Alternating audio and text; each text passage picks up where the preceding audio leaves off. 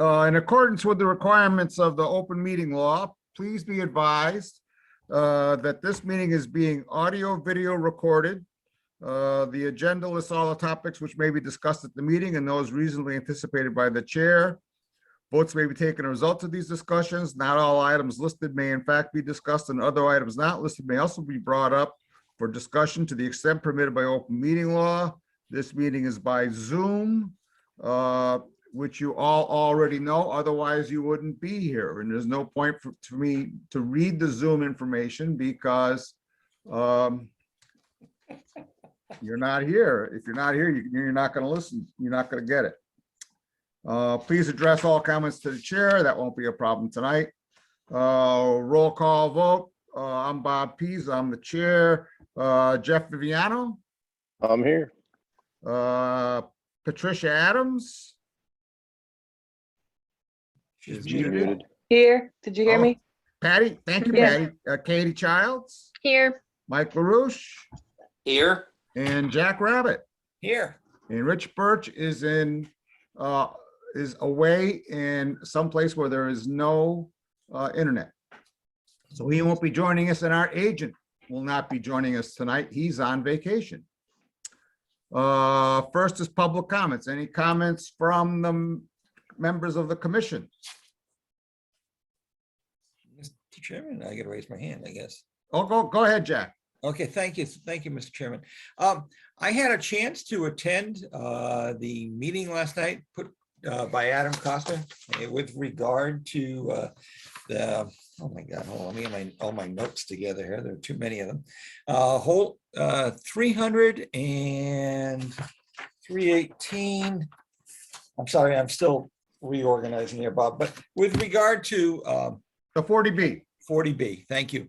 And apparently we have to have something in to the town, a position or something from conservation with regard to allowing them to have a response into the back to the state for the 16th. I also had a chance to go through all the legalese and all that was required and to keep us out of trouble. And I thought that was very helpful. I believe it's going to become available shortly. It was not run live, and it's kind of worth a look with regard to what's going to be happening on that property.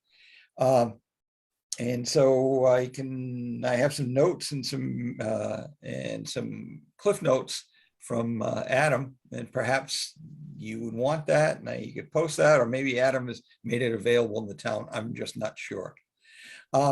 The challenge, and I don't know what we have been doing, Bob, on our side with regard to looking at that property. Did you go on the site visit? I did not go on a site visit. I reviewed their application materials that they sent to the town. Right. And I think I discussed my takeaways from them at the last meeting. Okay.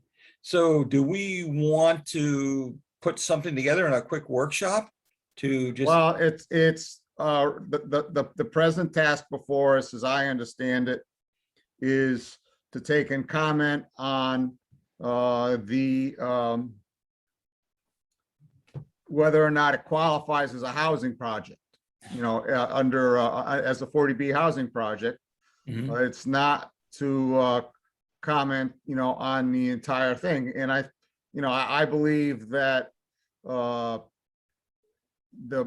as I said last time, I think the major failings of it are, if you look at the supportable development report card, Mhm.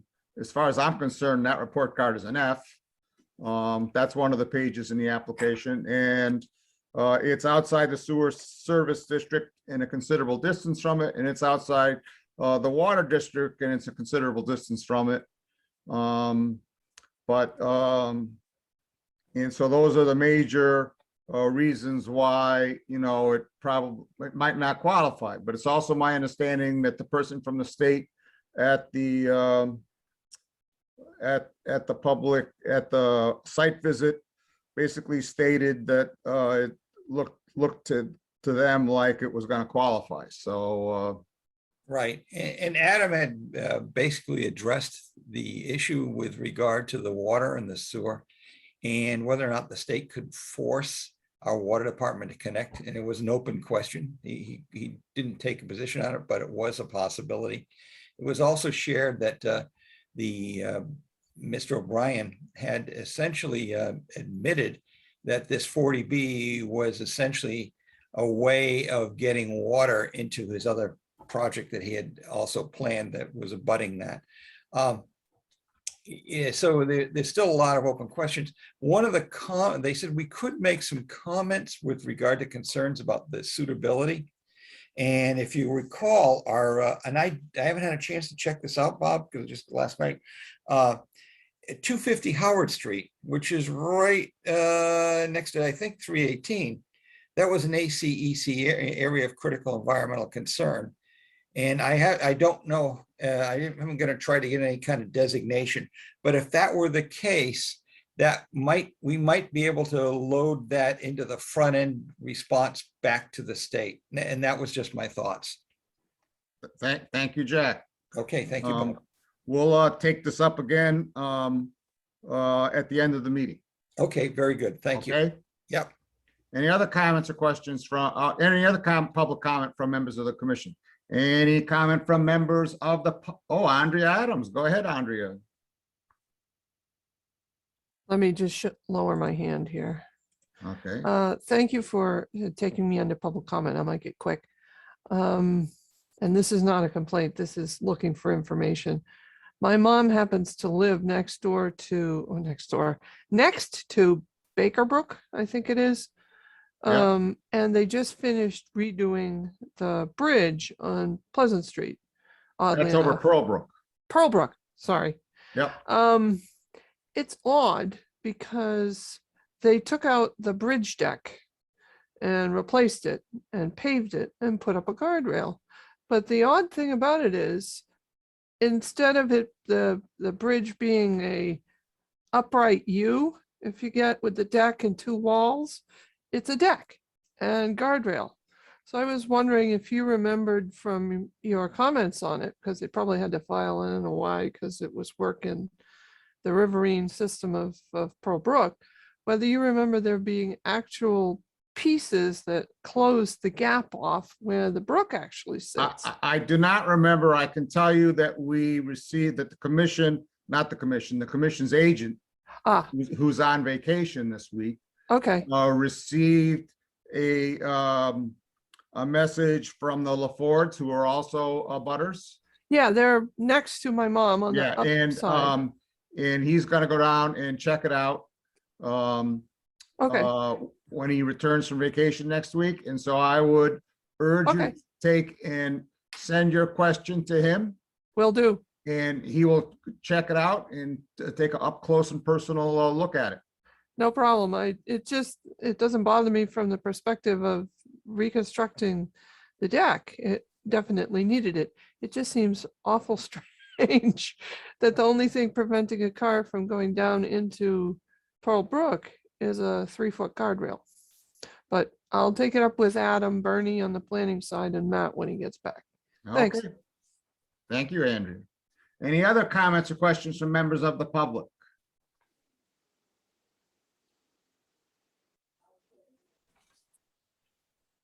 I take that as there is none.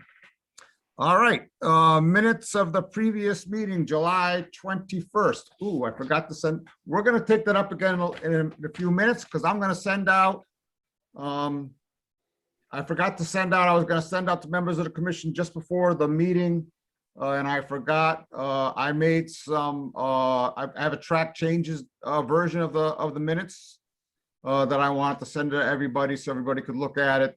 There was like one substantive comment that I had and a bunch of Scribner's changes. So I'm going to send that out and we'll take that up again. I'll email that out to everyone when I have a moment, and we'll take that up again a little later if that's okay with everyone.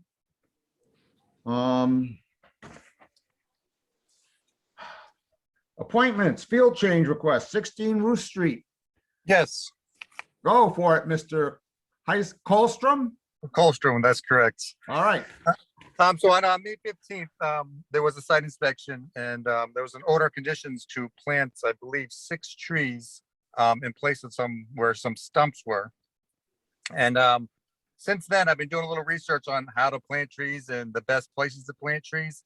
And what I come to find out, if I started planting trees where the stumps were, it's in close proximity to other trees, and for beneficial growth of the existing trees and the new trees, they may not, be the best place to put them, I should say. And what I'm asking is if I can have a revision to that order of conditions to either not plant new trees, because in the same instance, I have a well right in that area, and I don't want new, rope growth going through all of that. And in place, maybe put a vegetative buffer instead of like low-lying shrubs or something of that nature. Let me see if I search our cloud, if I can find a picture of 16 Ruth Street. I've been in contact with Mr. Morrow, and I sent him some pictures and Oh, you did? distances between trees. And Let me see if it's on our cloud for tonight's meeting. okay, Let's see. Tonight's meeting is meeting docs.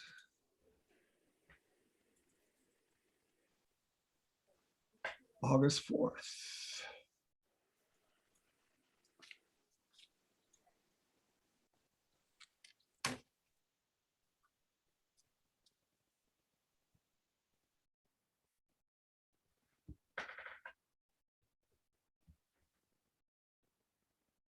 Oh, what happened?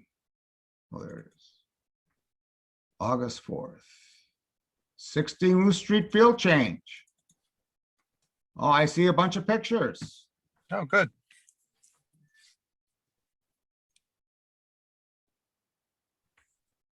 Oh, and we have, let me see if we can, let's do this.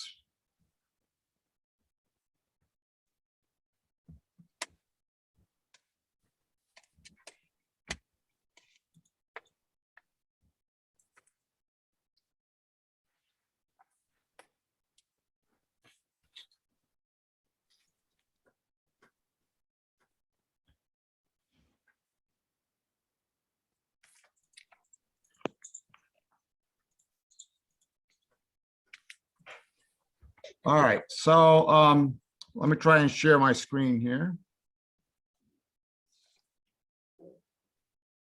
Here we go.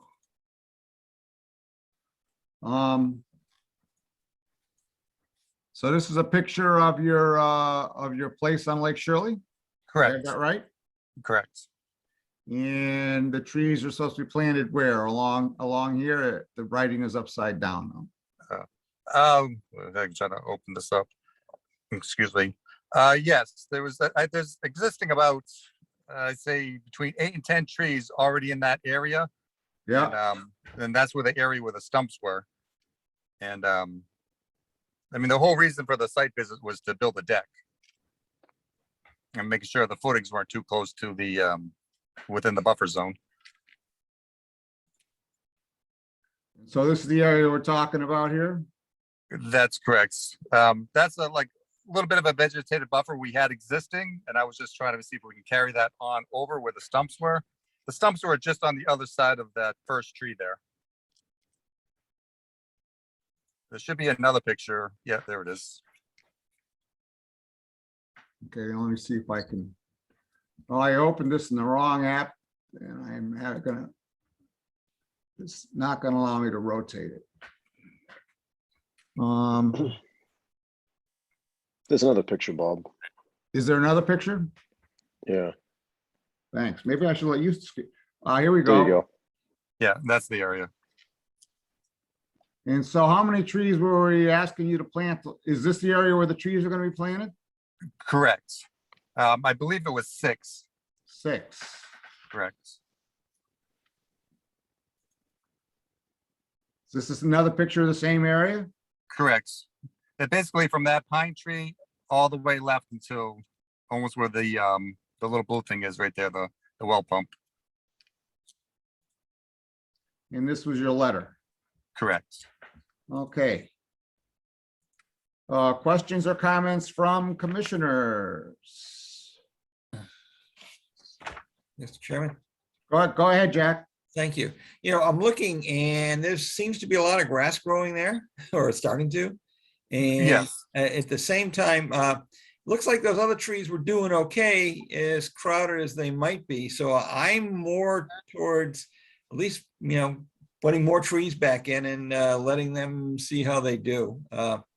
Yeah, I'm kind of surprised. And the trees were removed, it looks like, for vista pruning. And so I'm an advocate of, especially, I'm not sure where the sun sits on this one, I can't tell, but I would think there's 1, 2, 3, 4, 5 trees that you could probably get in there and they would probably be okay. No, originally, like I said, there were stumps there, and Yeah. Yeah, they prior were- than I moved in. Sure, no, I understand, Ken. It's just that there was a cover there and the other trees seemed to be doing fine and the others were pretty big. So I don't see why we wouldn't try and at least reforest that, if that's a word, reforest that area. I think that there's enough light getting there to support some trees. Other I guess my comments? concern was, I'm sorry. Go, Ken, I'm gonna see if anybody else has any comments or questions. Okay. Anybody else have any comments or questions other than Jack Rabbit? Bob, I do. Jeff? Go ahead, Jeff. Yeah, I guess I'm not familiar with this being an issue. There were some trees that were cut. Is that the issue? There were stumps that were, at the time of the site inspection, I was cutting down stumps because my son was tripping over them, going to get his ball whenever it went into the lake. So I Oh, was cutting okay. those out, and that's when I had the site inspection. Okay, so you're gonna file something to put a deck in, is that No. correct? Oh, it's already been, yeah. You Oh, can it's see in the already- picture, the deck is already there. Jeff, Okay, my Yep. understanding, Jeff, is that he applied to put a deck. yep, During the site inspection, they noticed that there were some stumps which Ken's states were pre-existing. And so as during the site inspection, people noted the stumps from the cut down trees. And that may or may not have, predated Mr. Colstrom's, purchase of the house. And at some point, the commission decided, well, we better apply our tree replacement policy. And his order of conditions said he should put in 6 trees. Does anyone disagree with my summary here? Mr. Chairman? Go ahead, Jack. We do have a precedent where people who've moved into new houses just before they moved in, or when the other people put the property up for sale, they've removed bushes from walls, they've taken down trees to upgrade its appearance. And so we've actually, when we discovered it, I think maybe 3 or 4 years ago, there was an entire wall that we had asked them to, earlier, to revegetate that whole area, and they had removed it. And then with the new owner, we did come back and ask them to revegetate it and put it back to its earlier state. So, it's unfortunate that perhaps Ken, I don't know when they were cut, but basically, I think that we should be going back and taking every opportunity we can to protect those areas and to make sure they remain in the condition they were. Yeah, we have a precedent for causing trees to be replaced after the house has been sold. Thank you, Jack. Patty Adams. Patty, you're muted. Oh, there she Hi. goes. Here I am. So I just had a question because I'm new, so I'm just learning. But is there a recommended number of trees to have in a yard in order to maintain, the land so that it doesn't erode? If you go and you look at our current regulations, Patty, it says, if you remove a tree, there's a formula there depending upon the size of the tree and everything else. Either you should plant, replace like 1 tree for every tree you cut down, depending on the size, or 2 trees for every tree you cut down, or 3 trees for every tree you cut down, and so on and so forth. And so that's where this comes from, Patty. Right. So is this in violation of of that? I mean, does he Well- not have enough trees up to, It's not that he doesn't have enough trees. It's that they found stumps. right? No, I So understand that. trees have been removed. It's not that there's not enough trees, because that's gonna be always in the eye of the beholder and people will differ. It's that trees were cut down and so the commission felt at the time that the trees should be replaced. Okay. I guess I Thank just you. don't remember this. Maybe it's just me, but I don't remember this at all. I mean, this deck or anything. How long has this been going on? Is that a good Ken, question? or- when was your when did you get this notice of intent? It was May of 2019. Yeah. now- Okay, yeah, okay. Jeff, Okay, so- you might have been with us, but I think it was early on. If you look Yeah, at okay. where that deck, Gotcha. he's trying to extend the deck a little bit further out. Yeah, And No. that wasn't the problem. I don't think there was a problem there. The problem was the okay. fact that the trees had been removed. And Yeah. and then, and Kenneth's question is not out of line in the fact that we don't necessarily always hold everybody to a 1-to-1 if there are in fact sufficient trees to essentially maintain the same kind of vegetation, overall vegetation, and they're growing up. Yeah, And so when we did go through it, we realized that, there is plenty of room there. And so we just, that's why we came back. So you've got to replace the trees. And so, Ken, does your current order of conditions say you're supposed to put in 6 trees? Correct, yes. And It's like- speaking for myself, just speaking for myself, I would be happy, looking at the distance between the trees and everything. I would be happy with 3 trees here, because if you take and you look at the various photographs, certainly there's room for more trees. If you look at this view, there's room for more trees over there to create some shade.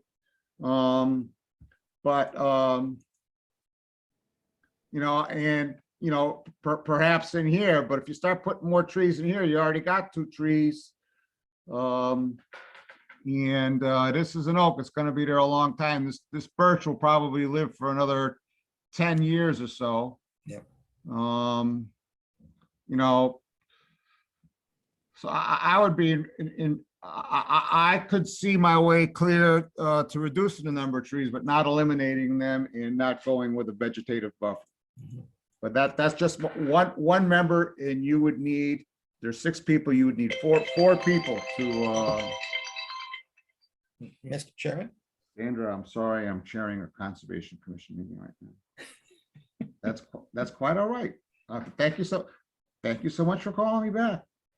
All right, yep, bye-bye. Mr. Chairman? Go ahead, Jack. Thank you. So we do the 4, were you perhaps suggesting 4 trees and revegetating the undergrowth, putting the undergrowth within the 30 feet? I'm not suggesting vegetating the undergrowth. I'm suggesting 4 trees rather than 6. Yeah, 3 or 4 trees. I think 3 or 4 trees is more than sufficient. I don't see, to me, if we make the poor gentleman put in 6 trees, it seems to me that the existing, they're going to be competing with the existing trees for sun, and I just don't think that's something we should be doing. Can I make just one quick comment?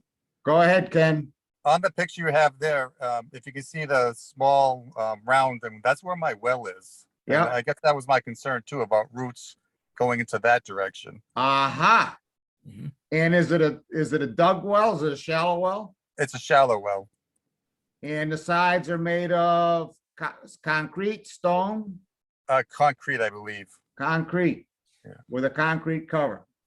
Yes. Good point. Bob, can you? I have enlarge another that? comment too, Bob. Go ahead, Jeff Viviano.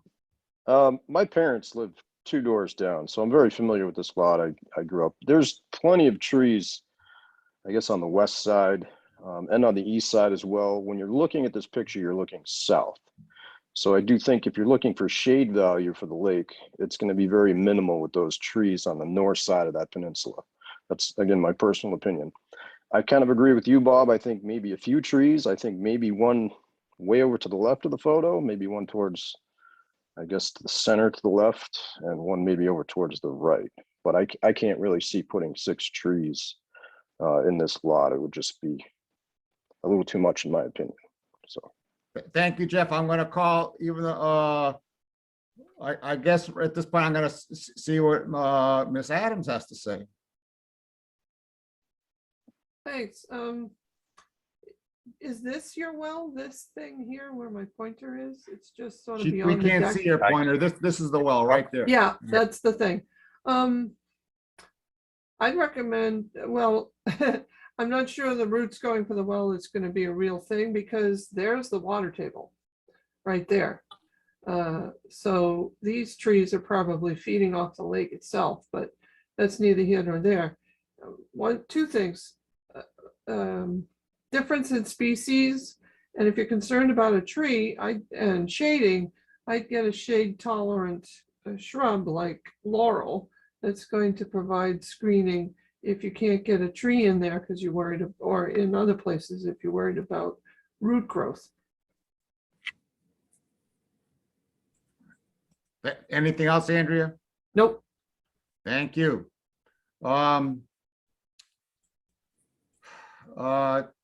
So we haven't heard from Mike or Patty or Katie yet.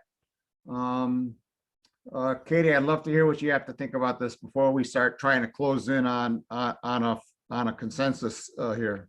Yeah, Bob, I am in agreement with you. I totally get where Ken's coming from. There's, it looks like a pretty smaller tract of land instead of having the trees try to outgrow each other. I'm definitely in favor of, 3 or 4 trees instead of 6. Mike LaRouche. Yes, I been hearing all the discussion, and there's a lot of common sense into thinking that you certainly don't want to bring trees just for the sake of putting in a large number of trees when, as someone may have mentioned, that you need to compete with the sun, and you certainly don't want to hamper the growth of the trees that are already there by putting other trees that may take advantage of the sunshine that that is going to be on this property. I like Andrea's suggestion about perhaps some laurel, as it might be smaller, give you, that perhaps that protection that maybe a tree may provide, but with less impact. And certainly those roots from the existing trees are probably drawing from the lake more than the concerns about the well. So those are some of my thoughts, and agreeing with many of the points that have been made tonight already. Thank you, Michael. Ken, in your original letter, you said you proposed perhaps doing a vegetative buffer. Vegetative buffer might include something like laurel. Would you be amenable, or how do you feel about mixing laurel and trees, or what are your thoughts? Oh, that's what I really wanted to do in the first place. Is, like I said, I didn't know anything about this. This is the first time I had a property on the lake. So when the research I did, they said the vegetative buffer might be a better option, just because I believe the concern was erosion, and this would definitely help with erosion. With the, I'm not familiar with laurel, but I'm sure that'd be fine. Mountain laurel. Well, okay, yeah. No, I'm not opposed to that at all. How do commissioners feel about mountain laurel as opposed to trees? Let's start with Jack. Jack is usually our big tree advocate. Let's start with him. And I will always be. Bless your heart. Thank you, Bob. Okay, first of all, that little peninsula there is got southern exposure. So I don't see a problem with regard to 3 or 4 trees, but I do like the idea of compensating, if we go with 3 trees, let's get a half dozen mountain laurel. And by the way, nothing would look anything prettier, Ken, than the mountain laurel in the spring. They're beautiful. You will absolutely love it. So I'd be okay with 3 or 4 trees and some mountain laurel. That's my position. Ken, how do you feel about that? I mean, if that's what everybody else thinks, yes. I mean, obviously, I'm Well, concerned with that's what roots. one member thinks so far. But how do I want, before I go around and ask the rest, I want to know how you feel about that. I feel I'd rather just do the mountain laurel and spread it out even more than just a half a dozen. Yep. Jeff, what do you think? Where are you now? I mean, I definitely think the shade value from the mountain laurel on the shoreline would be more beneficial in that area. If that was, what the homeowner would like to do, I don't have an issue with that at all. I mean, I think he even mentioned that he could put in more than 6. Even blueberry bushes are great for that area as well. They're pretty predominant across the whole lake. So yeah, lots of laurel, lots of blueberry bushes all around the lake, which is great for wildlife. So. Katie, where are you right now on this issue? Yeah, I would definitely, I would be okay with that. Honestly, I'm not the biggest, botanist. So pretty much I'll go with whatever the consensus says, but I'd be definitely in favor of the majority mountain laurel, like Jeff was saying, low bush blueberry, all that good stuff. I say, yeah, let's go for it. Patty? So my opinion would be to do all the shrubberies, the mountain laurels, the blueberries. If you had to put trees in, I would say like 2 trees and then the rest, all the shrubs. Mike, I don't think I've called on you again. Yeah, I think I like the notion of more mountain laurel and possibly some edibles like blueberry that would attract, other wildlife as well, like birds and even some. What about dwarf trees? Have we ever suggested that? Trees that don't require such a large canopy and perhaps grow a little slower. Would that be something that might be amenable to Ken when he's thinking about making this space, in conjunction with the trees that have been removed? That might be a solution. Something that has a smaller stature that would not try to compete with some of the trees that are already there. Okay.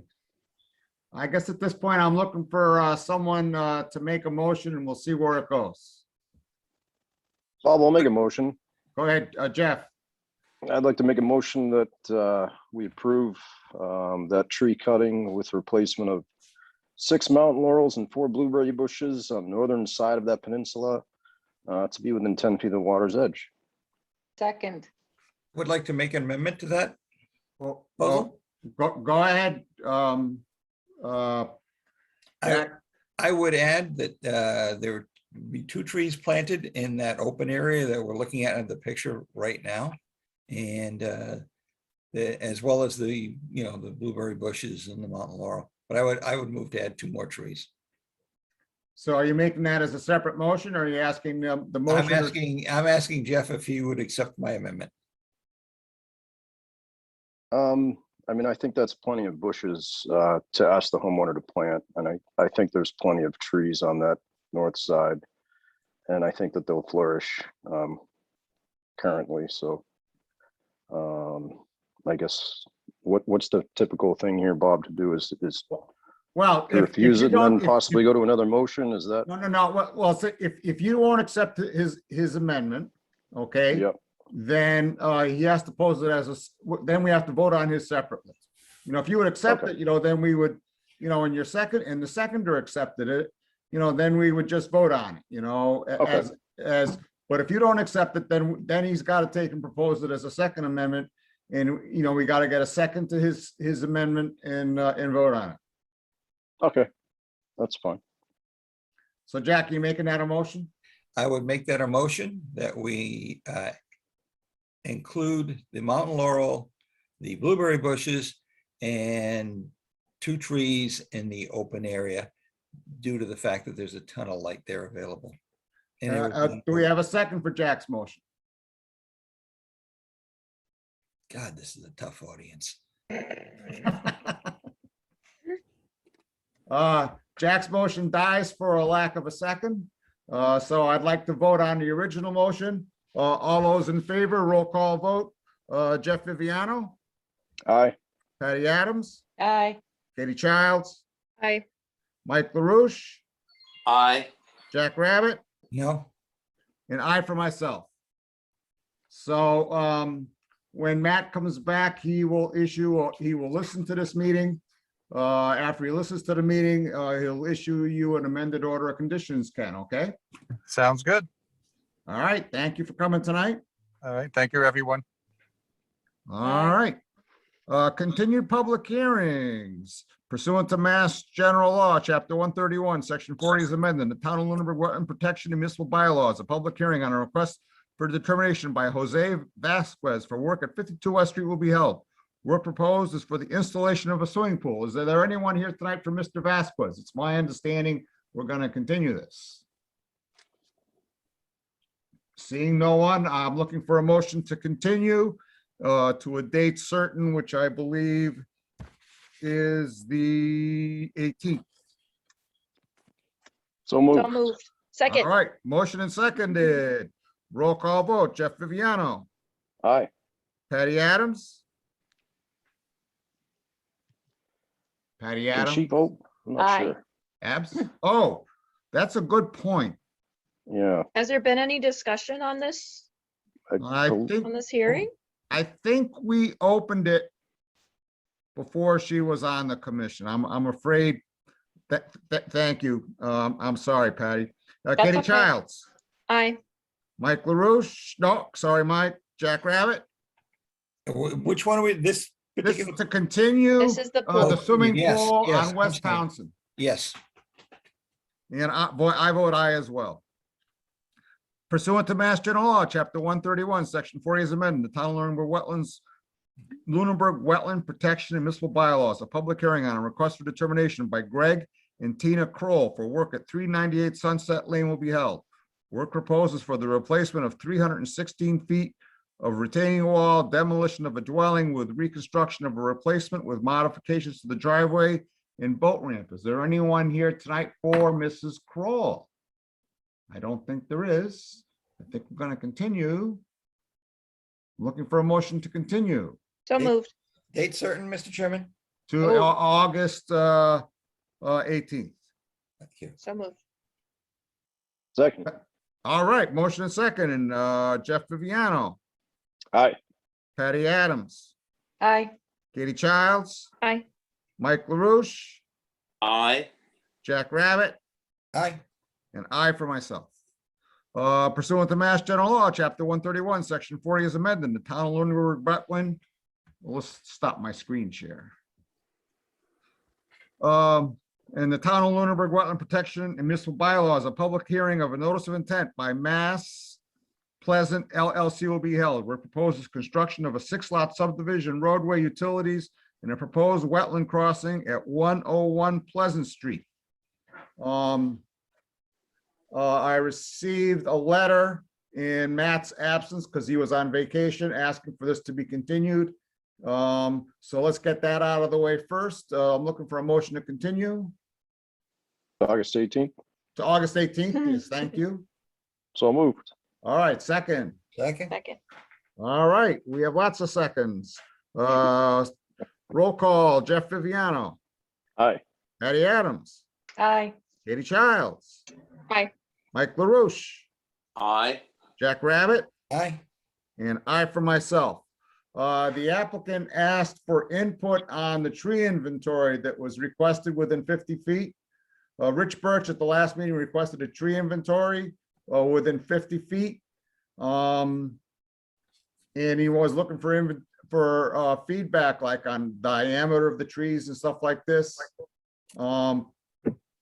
Speaking for myself, I have trouble with inventorying the trees within 50 feet because I don't know what we're gonna do with that data. If we were gonna inventory the trees within 30 feet, then we might be able to talk about, tree replacement similar, to the driveway we just did. But, if we're gonna commingle the data, like 0 to 30 and 30 to 50 into one data set, I don't know what we're gonna do with that data set, but that's just my own thoughts, and this is not a public hearing, so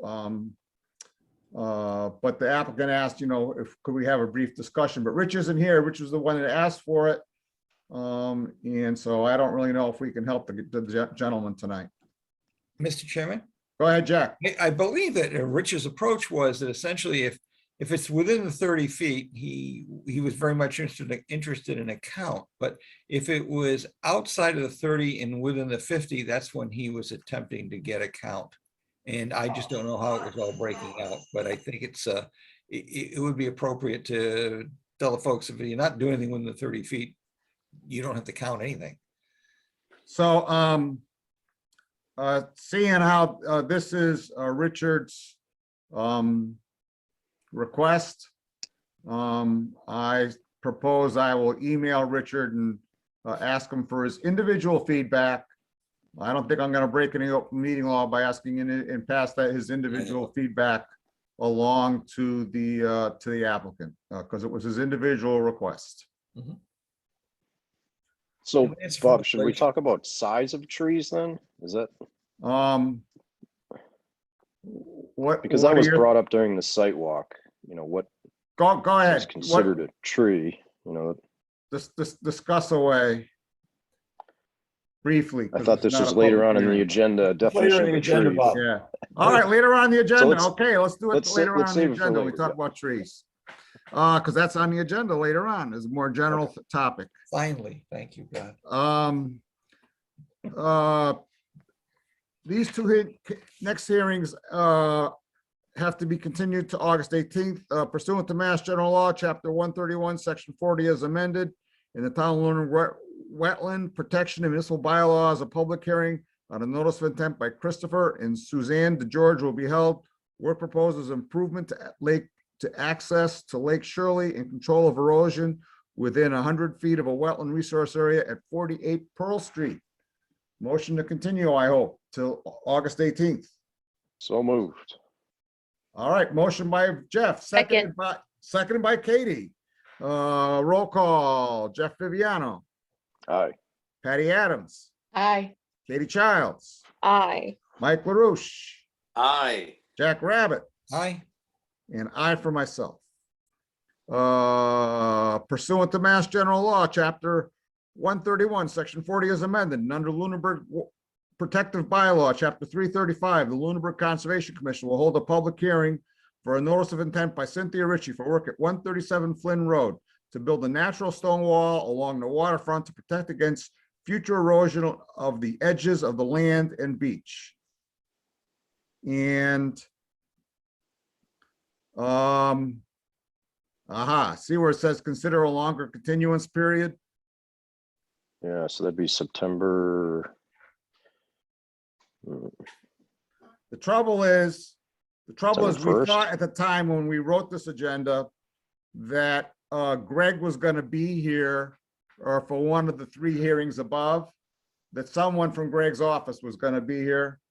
And we could ask them, about when they wanted it to be continued to, and they're not here. And so as chair, I'm not that comfortable since we can only continue it with the applicant's consent. I'm not that comfortable extending it out long because here's what's behind this. In a conversation Matt had with Greg Roy, Greg said that they are so far behind in their surveying work because there's such a lack of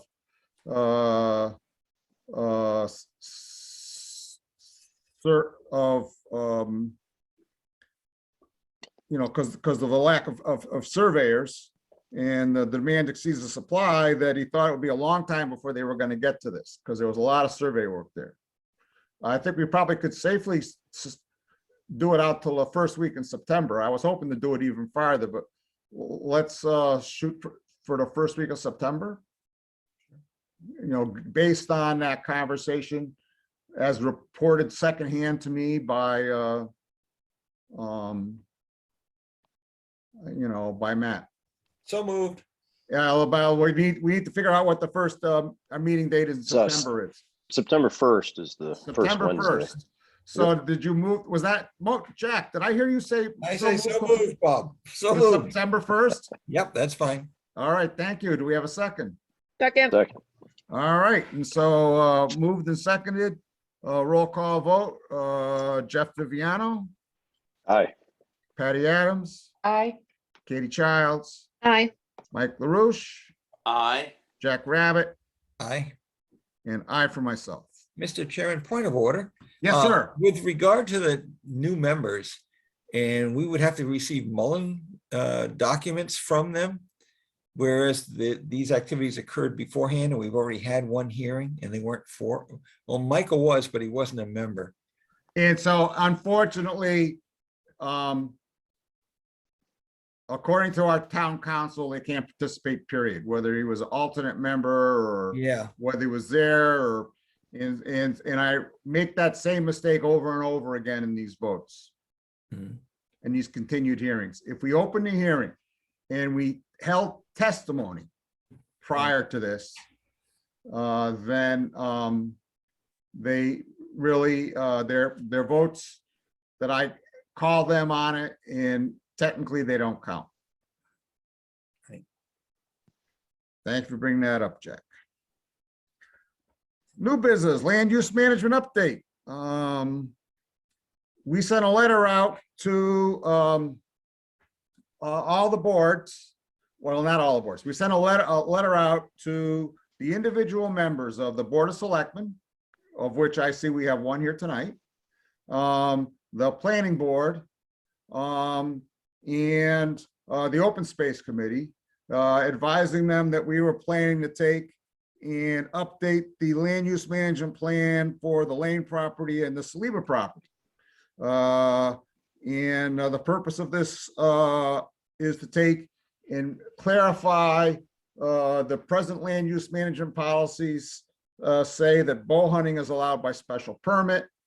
If you speak to Brandon Kibbe, who was the author of those plans, his intent there was to say that, well, you should look at the land use plans. Oh, Tom is still here. Okay, for some reason he disappeared and then he's there. Never mind. So then, and so it was to just, if you were gonna, I'm sorry, I'm gonna start that sentence again. I got lost. When Brandon wrote the land use plans, he put in the special permit because he wanted people to look at our land use regulations before they went out and did bow hunting. That was his only intent. He never intended that there was a special permit. We have no special permit. And so the purpose is to eliminate the special permit. Is there any comments or questions from, let's go straight to the public. Mr. Alonso, do you have any comment on this? Is that why you're here? Evidently not. Okay, any comments on this from members of the commission? No, looks good, Bob. Okay, I'm gonna continue this until next meeting. Just because the advertisement that was in the paper said it would be on the 18th. Hmm. So I'm not gonna vote on this tonight. We're gonna take and we're gonna, because there is no legal requirement for this public hearing. You know, it states in our present land use management plan that we'll have a public hearing. And so this is a public forum, but you know, there's no regulation, no law or anything else, you know, that specifies timelines or anything else for this. So we're just going to continue it till the next meeting and then go from there. Tree standards. Oh, thank you. Oh, thank God. Finally. I It's pray every here. night. I pray every night, hours, hours. Okay, so anyway, one of the continual problems that we have, as well as our citizens, with regard to what is a tree, how big should it be, what makes a tree? And Michael LaRouche and I have had a chance to attend the same course on trees. Right, Mike? We have. Yes, we have. And during that process, they came up with a definition. And this definition is turning out to be a globally accepted definition of a tree. It's from the International Union for Conservation of Nature, the IUCN. And it's a membership union composed of both government and civil society organizations that harness the experience and resources and reaches out to more than 1,400 member organizations and input from 17,000 experts with regard to a tree. The diversity and vast experience makes the IUCN the global authority on the status of the natural world and the measures needed to safeguard it. So our instructor, Joseph Chineri, am I saying this right, Mike? It's Chouanier. Chouanier. I really butchered that one. I apologize. But anyway, Joe, as we commonly refer to him, came up and utilized that definition when he was teaching our class, our instructor at Fitchburg State.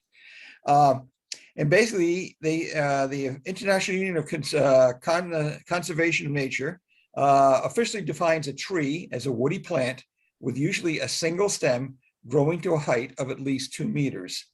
Or if multi-stemmed, then at least one vertical stem, 5 centimeters, 2 inches in diameter at breast height. So if you've got a tree and you're measuring it up to about there, and and if it's more than 2 inches, that's a tree. And that's the globally accepted universal definition of a tree. And I would propose that we adopt that definition of a tree. And of course, we have a replacement schedule that we've kind of agreed earlier. We tie all that in together, but essentially adopt a definition of a tree such that when we talk to the people, we say, how many trees do you have at 50 feet?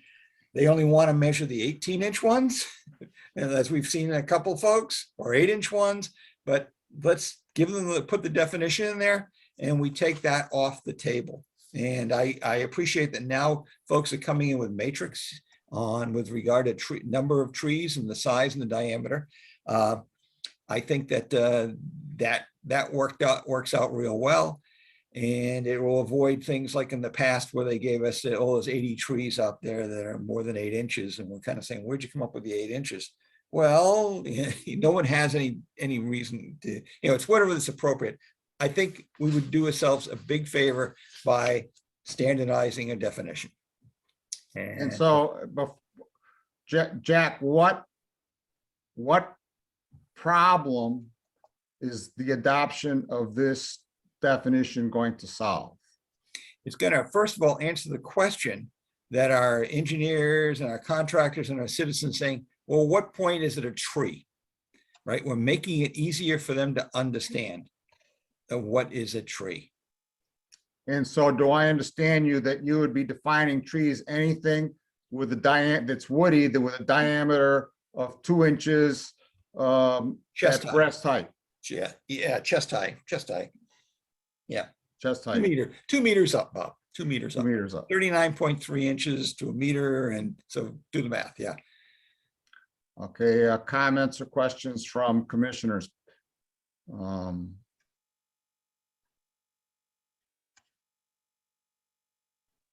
Patricia Adams. So I probably have a lot of questions about this. So those are international standards. What is the standard for the state of Massachusetts? I'm not aware of any at this point. I haven't dug real hard. All I can tell you is the state of Massachusetts and their universities are teaching that as the standard. Right, for international, but I'd just be curious. Well, it's an international organization of everybody out there. And so I believe they're training their engineers to identify a tree around that definition. So Jack, are you familiar with the species spice bush? I can tell you all the New England tree species. I got a list right here from my course. The spice bush. Come on, open up PDF. Okay. Well, go ahead, Bob. That's a trick question. I sense it. You can see that coming, can't you? Yeah. Okay, the spice bush. It could be considered, there is, if you would like, I can give you, I can also supply a list of all the trees in New England. And is that what that's what Joe's given us, right, Mike? Is it just New England? 120 New England trees. Yeah, Right. 90, and then 90 native and 30 introduction. It's interesting, you know, we don't have an unlimited number of trees in New England, and the spice bush, I don't know where I'd have to, So the spice bush is a bush yeah. that's woody, Mhm. and it's quite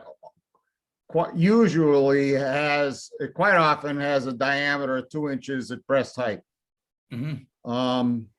You know, Well, there are a few of them. sumac, what Yeah, are called sumac trees. he doesn't have it on that list, Well, but that would meet that definition. right?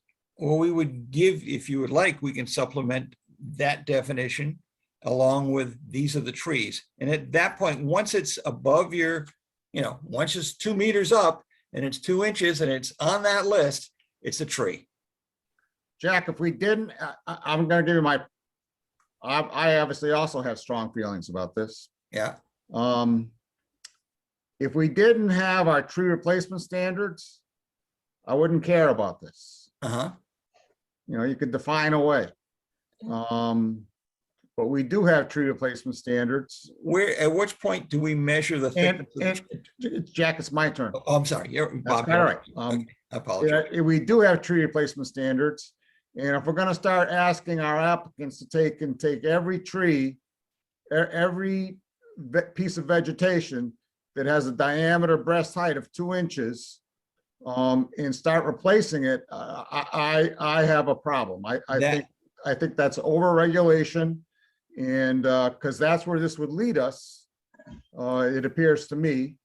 And I'm opposed to that. I think it places an undue burden on our applicants. But Right. that's just Well, my personal opinion. Okay, thank you. Bob, what we're saying is that, remember, we always have the choice with regard to whether or not we're going to require a replacement. We could come back and say, if it's under 4, if that tree is under 4 inches, we're not going to worry about replacing it. That's our choice. But at least we start off with a base definition of, if it looks like a tree and it's more than the height, you know, more than chest height and more than a couple depth, it's a tree and it needs to get noted as a tree. And then we can come back and apply the replacement schedule. They're two different, they link, but our actions are a function of being able to identify a tree and the kind, or, you know, not necessarily the kind, it would be nice, but, you know, the fact that it is a tree. So we're looking for just a base definition of a tree. And then we can take all sorts of actions around that. And, you know, you go into some of these little stands and there's 15 of them that are just about barely made 2 inches. Are we going to replace those? Probably not. But that's what the discretion of this group is all about, right? Okay, so I'm gonna break my usual habit. I'm gonna reply before I call on Jeff. If we're gonna take and do that, because gonna say, oh, we could take all kinds of actions, I would want to take a look at all the implications of adopting this definition of a tree and go back and take a look at every place where tree appears in our regulations and see how that would affect it and see if we need to take in, because we need to do our whole regulation revision process here, where we have 2 public hearings that are televised. You know, the process we used before for amending regulations. Right. All I'm asking is we add a definition. We add into the definition section. But to add into the definition section would be a change in regulations. So I'm going to stop talking now and give Jeff and then Mike their turn. Go ahead, Jeff.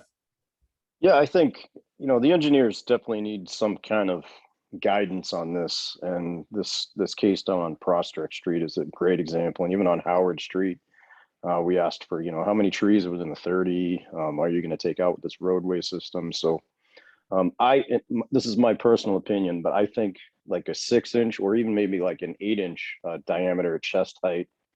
And if it has a common root system, it would be considered one tree.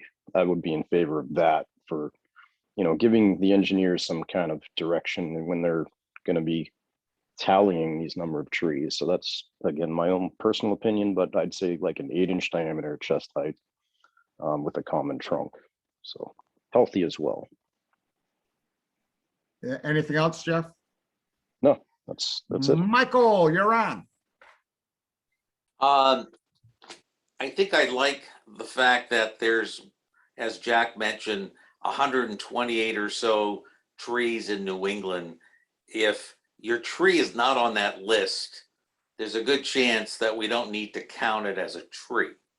Like your bush example that you used, Bob, is that on that list of trees that are in New England? If it's not on the list, I don't think it's a tree, and it shouldn't be used as an example of a tree that we need to consider. But I like Jeff's idea in as much as 2 is pretty restrictive, whereas if we could say any tree greater than 2 inches, is that too broad of a definition? Does that give a contractor too much leeway of what he counts as a tree? Maybe we can be flexible there.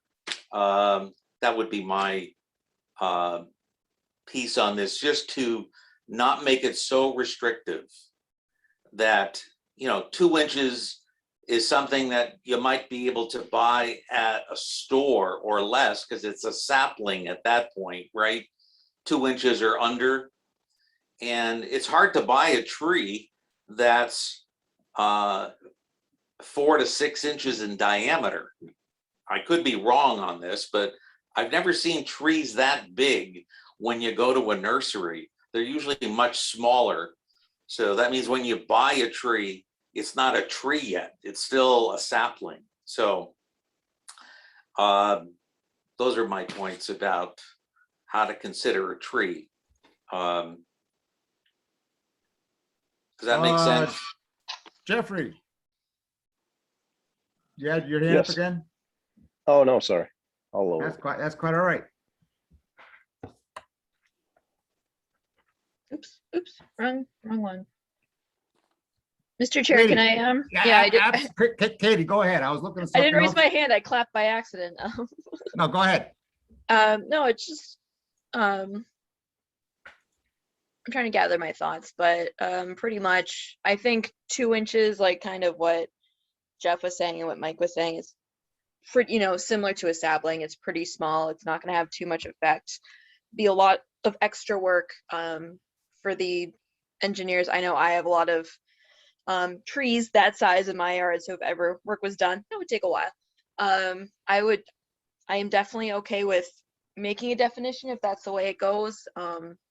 Personally, I'm fairly indifferent. I can go either way on the situation, but if we were to do it, I would want probably at least a 4-inch diameter tree, maybe even higher, towards 6 inches, if we were to make a definition like that to help the engineers and everything with delineating Actually, trees. if we look at our tree definition right now, if we look at our where trees come in, it says less than 8-inch diameter breast height. BHD. Breast height, BHD, when I took dendrology, which is the study of trees, stood for breast height diameter. Yeah. We have to replace it. Well, to me, if we adopt Jack's definition, then it would be less than between 2 and 8 inches. They'd be replacing that tree. And I have trouble with that. To me, if we're going to adopt Jack's definition of a tree, I don't really care what species we call trees, so long as we go through our regulations, which I just did using a find, in Word to see every instance of tree. you know, if we take and we have a definition of you have to replace trees between like 4 and 8 inches, or 5 or 8 and 8 Mhm. inches, or 6 and 8 inches, but not 2 and 8 inches. That's I don't buy that. That's just my personal opinion. Go ahead, Jack. Mr. Chairman, first of all, I apologize. My hand isn't raising. I don't know why not. And maybe I should go with the claps. So anyway, And there's just the commissioners left plus Mr. Alonso. So feel free to just speak out. thank you, Mr. Chairman. Okay, so we're asking that if maybe 30 feet out, you know, and if we take that 5-inch definition, that means that these folks can take out all those saplings, all those up to 4 inches, and not even have to really talk to us about that. No, they can't, No, why not? because they can't do anything within 30 feet Oh. without our permission, No, I'm saying beyond 30 feet.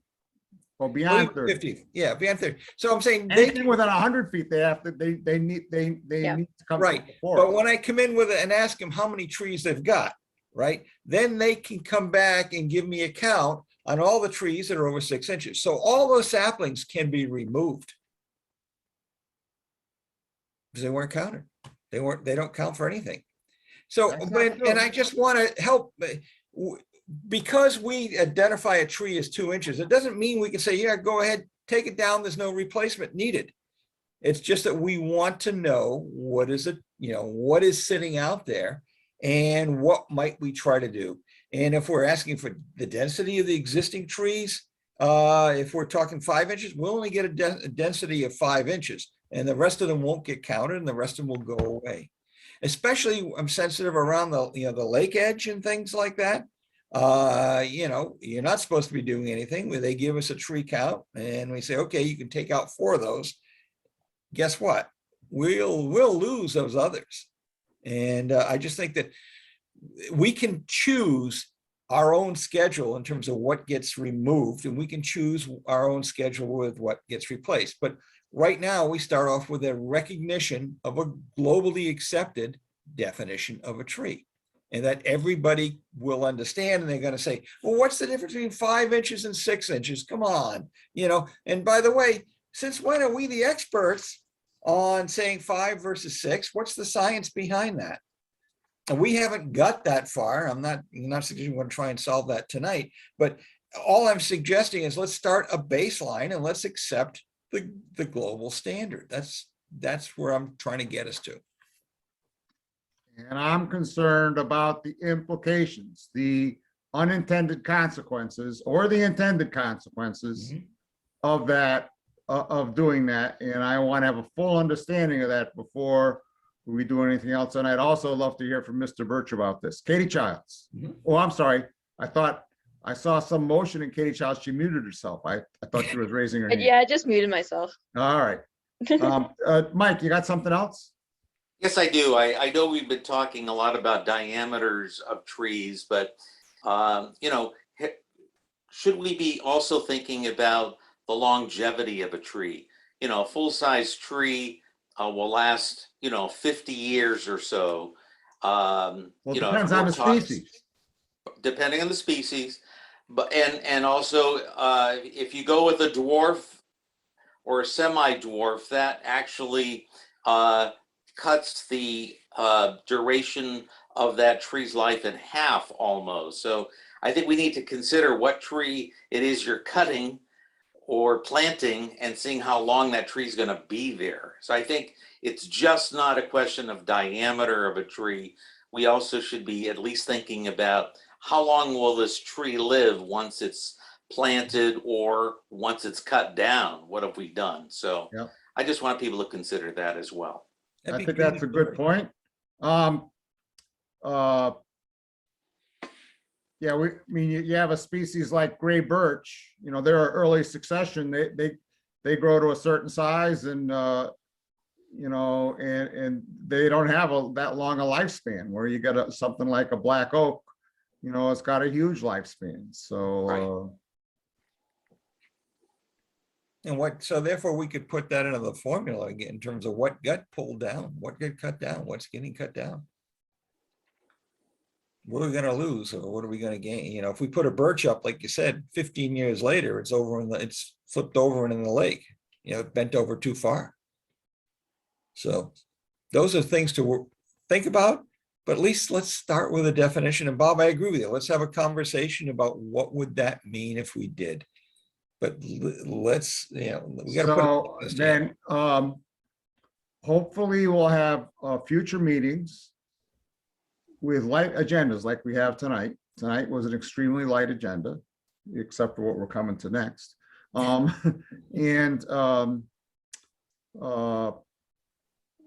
light agendas, and let's take it up again, but let's look at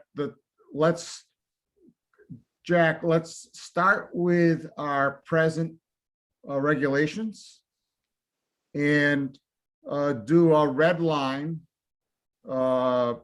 You know, take our present regulations, because what we, in order to adopt the definition of a tree, we'd have to amend our present regulations. Okay, So take our present regulations, do a track change thing where where we add in the definition of the tree.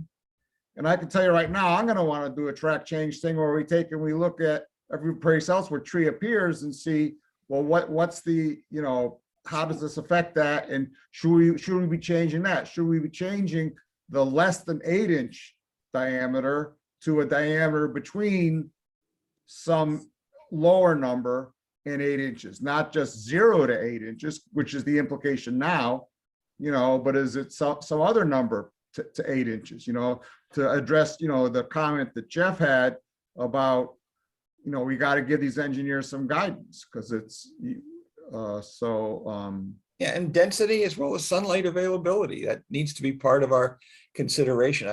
We took a big step and we came up with a replacement schedule. Was it the most scientific? No, it's just based on, you know, basic math. But we can certainly develop a model that says, you know, if we've already got a high dense area and a big solid canopy, maybe laurel goes in instead, you know, that kind of a thing. And they're all black oaks that are only looking like they're 40 years old. That would probably work. We should be exploring that more. And I agree with that. But I would like to, let's get started. I'll do that, Bob. I'll go through and see where our land use regs and all the other regs that we might have reference the tree. And not the land use regs, don't we have a definition of tree? Maybe we don't. our inland wetlands regs. Okay. You know, our wetlands regs, you know, I've got it right here, you know, Wetlands Protection Regulations Revised 2019 final copy. There's no definition of tree in there. There's a definition for pond, swamp, no definition for tree. Yeah. So, Okay. but you know, and then we use a process where we, like we did before with land use regs, where we take, except now we have to follow the bylaw. The bylaw says if we're going to revise our regulations, it has to be, we have to have a public hearing at 2 televised meetings. Okay. So it'd have to be the second meeting, you know, in two months. So, okay. That sounds good. We got it pushed off, Bob. Anyway, we'll get some. All right. Okay. Thank you. If Thank we you. look at Pleasant Street, the Pleasant Street property, there's like a 3 to 4 acre hayfield there. And it's still a hayfield because someone's haying it.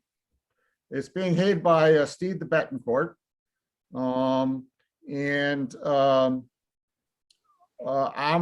going to,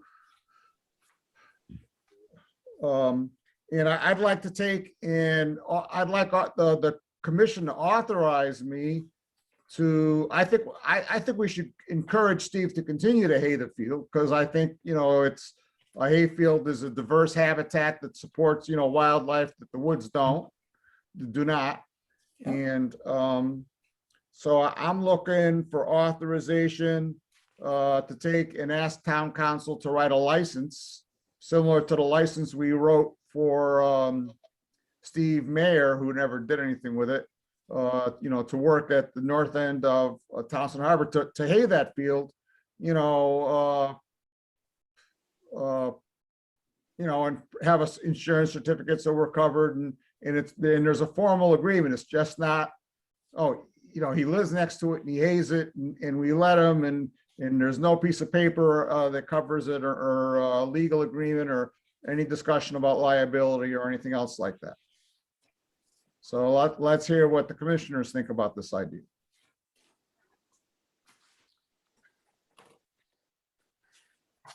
So, Mr. Chairman, Yes, sir.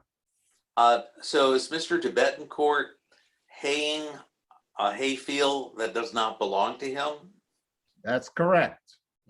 And what does he do after he's just cuts it, or does he bale it and sell it, or? He bales it and sells it. He Okay. bales it and does something with it. It's not the best hay in the world. He's also, by the way, haying, the town owns a 30-acre piece of property across the street that's not under the care and control of the Conservation Commission, and he's haying that also. But that's not our problem. And some other farmer is haying the Woodruff property, which is under the care and control of the Board of Selectmen, and that's not our problem either. That's the Okay. problem of the Board of Selectmen. Do you have a problem of this individual profiting from the haying, or is it, you know, I don't know what hay goes for, so I don't know if it's a significant number, or is it a public service?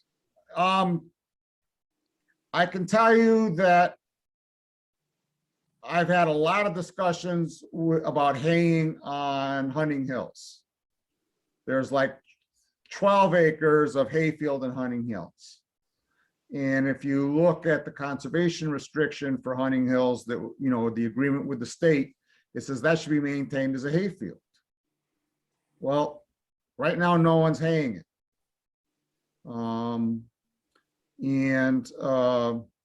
You know, and I called the chairman of the Agricultural Commission, you know, Matt Allison, and asked him about that. And he said, well, really, he said, you might be able to get like $40 or $50 an acre for someone to hay the field.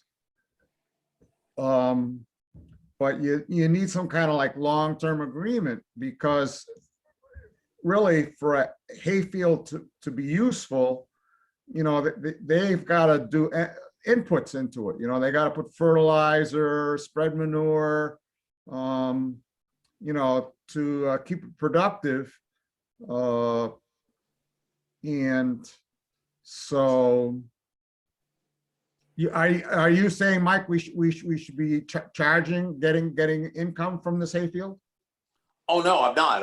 It sounds like there's a lot of energy being put into it already. And, you know, if you think it's useful to maintain it as a hayfield, and this gentleman is willing to do it on his own, and he's getting Spartan return for his effort, I'm all for that, you know, saying that it's a public service at this point. But I certainly don't want him to get hurt. And if he were to get hurt, you know, I certainly don't want him to be in a position to sue the town. That wouldn't be helping us. So I like your idea about a license that perhaps might protect us in that regard. And, you know, he can keep the hay. It sounds like he likes haying. It's like, I don't want to discourage someone from doing something they enjoy doing. If you go by where he is, he's got a huge barn. He's got a few cows. You know, I think it's more, I don't really know. I know sometimes he sells, at least I've seen on Facebook where he sells tomatoes and stuff in the springtime. Okay. But I don't know how much of a working farm it is, although it certainly has the look and feel of a working farm, you know, when you go to the barn area, because I've stopped by there like 4 times to try and speak with the gentleman. But there's never anyone home. There's like 4 cars there, cows, you know, the barn is wide open, but I never found anybody there to speak with. But finally I got his phone number from somebody and called him. Okay. So, but I'd like to pursue it, but I don't, if we are going to pursue this, with town council to write a license. But I would like authorization from this board to do that. Or if this board doesn't want me to do that, I'd like this board to tell me that, you know, so I just think go ahead, Jack. Okay, thank you, Mr. We're a farming community. We've identified ourselves as a farming community. I don't see much of a difference between our forestry program in terms of helping our forests along and cutting hay and preserving these hay fields. And I like the idea of giving a farmer a break and help them continue this wonderful thing we've got growing in terms of being a farming community. So I'd be all for recommending we create an agreement with them, and maybe we get a little bit of something, whatever, and we use that in a revolving fund to do other stuff and maybe promote more farming or something. But I think that it's the right answer. And we, like you said, Bob, we have a few other fields that we could do something with. And it doesn't mean that other people can't use that field. It's just that this guy's going to come along and cut it. I'm all for that, Bob. And I would strongly support that. Any other comments from any other members of the commission? No. Patty Adams. Hi, no, I just wanted to say that I support your idea. So I'm looking for a motion to support me approaching town council to create a license for me to bring back and review with the commission before I share it with the with the farmer. I second it. I heard that. Did you make that? Is that you making that a motion? Oh, I'm making that motion, yes. So moving Thank it, you. yeah. Sorry. All I'm right, jumping the Mike gun made here. a I'm motion. new. And I second. I'll second that. Now second. All right, a roll call vote. Jeff Viviano, Aye. Patty Adams, Aye. Katie Childs, Aye. Mike LaRouche, Aye. Jack Rabbit, Aye. and I for myself. As long as we're talking about hearing, I stopped by and spoke with now her name escapes me, the director of Mass Wildlife, who is in control, Pat Huckery. Pat Huckery. I hate those senior moments. I stopped by and spoke with Pat Huckery, the director of Mass Wildlife for our region last week. And we agreed that we would try and set up a meeting between Shirley, herself, Mass Wildlife and Lunenburg to discuss the Hunting Hill, and the concerns of abutters and the implementation of the grant there and the maintenance of the hayfield and stuff like that, sometime toward the end of September, because that's when her schedule slows down. So just an update on that. Review of encroachment onto all conservation properties using the assessor's ortho photographs. I sent you earlier today. Let me find that and screen share it. Mr. Chairman? Go ahead. Where one of these is in a legal bind right now, can we really do that? Do what? Can we put it out publicly, sharing this? Why not? I don't know. Because we're making assertions that perhaps we're making assertions that these people are in fact trespassing. No, what we're doing is we're saying we have evidence. Okay. We're evidence, okay? Right. And we're going to talk about that in just a second. Okay.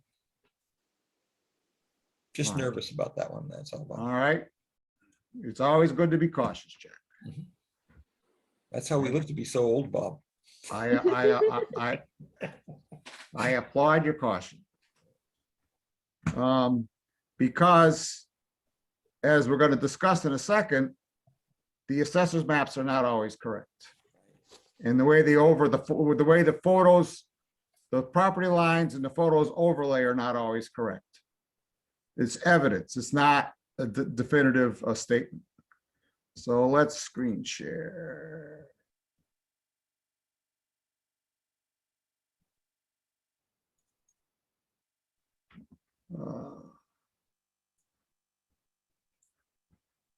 So to review, at our last meeting, Michael Ray Jeffries came and said that he thought what we were doing with 192 Townsend Harbor Road could be construed as selective enforcement. And he said we weren't doing a general look at all of our properties to see, what encroachment is there on all of our properties. And I said I was willing to take and go through all the properties, which I did. And we discuss it again tonight. And so I prepared this document. And so these are potential encroachments. We're not saying they're actual encroachments, they're potential encroachments onto conservation properties as classified by the assessor's database. There's all kinds of caveats here because these are conservation properties as identified in the assessor's database. I don't agree with the assessor on all of these categorizations, and we'll get to that later at a different meeting. But for tonight, we're using, the assessor's categorizations, and they're based on a 2019 USGS ortho photograph, aerial photograph, and property lines is displayed on the Lunenburg Assessor's GIS website. And so the way the property lines, first of all, the property lines may not be correct. I can tell you that they have an entire property line wrong on where the Woodlands is, the Woodlands back line. And if you look at the assessor's website right now, it shows that parcel that was to be donated by the lettuce place. How quickly I forget. Little Leaf, by Little Leaf, is now already part of the conservation land, and that's not the case. I mean, so the assessor's aerial maps contain errors. So what I did is I took in the left-hand side, there's the property information, and the right side, there's a screenshot of the possible encroachment. I just want to bring to everyone's attention, I'm not quite sure why, that it appears as though, first of all, there's a ball field on what's supposed to be conservation land. I don't know how that happened. And that's that could be a big problem unless we give it benign neglect, which will be my approach. And I just want to say, and I won't refer to it again, that it appears as though the town ball field encroaches upon the neighbor's land. But that's not why we're here tonight, and I'm not going to do any follow-up on it. I just, as long as we're going through this, I was going to mention. Clark Sill. Also, so now on each one I take and I say, I describe what appears to be the encroachment, and I say walking access for a photo. When we turned in 192 Townsend Harbor Road, and we had the town attorney send them a letter, we sent 2 photographs. We sent a photograph, the screenshot of the aerial photograph, overlaying the property line, and we showed a photograph from the ground level of the encroachment. And I think we should do that for any of these that we're going to ask the town attorney to follow up on. I think we should do the same standard. Take a photograph of what appears to be stuff on the ground, at the ground level, from our land, or from the street. So in the case of this one at Clark Sill, this is just down the street from the Clark Sill entrance. It's the next house down the hill, and you can see it appears as though if this is the actual property line, it appears as though there's objects here, and that they're using it as part of the yard. Part of the conservation land is yard. And so I wanted to have a conversation right now about how do we feel about lawn that extends on a butter's lawn that extends onto conservation land. Is this something that we want to have addressed, or is it something we're willing to let go? How do we feel about lawn that extends on the conservation land as opposed to placing sheds and objects and driveways and stuff like that? Mike, how do you feel about lawn? Well, I think, I can see how it happens, your lawn tends to want to grow out and you're going to keep mowing it until it stops going to where it needs to go. But I like this whole notion of being able to take an aerial view and seeing where discrepancies might lie. And I'm thinking this might be an opportunity to send a very friendly letter saying, again, show them the person that we have this photograph, just an FYI, that you're mowing, town property. And, I'm not sure how I feel about it other than the fact that if it's done in order to increase their property through a term adverse possession, which is They can't do that. they can't do that on our land, so it doesn't apply here. But Doesn't apply. Adverse possession does not apply. okay, then just an FYI letter saying, do you know you're mowing town property? And just leave it at that. And so they're made aware of it. We're aware of it. Maybe they'll stop mowing town property, or if it becomes an issue that they've taken over an acre of our land, by making theirs that much larger, then we may want to in turn make an issue about it. But I think sending them a letter periodically, just letting them know that there's a condition that exists, we're aware of it, and just making sure that we're sending them a letter to let them be aware of it.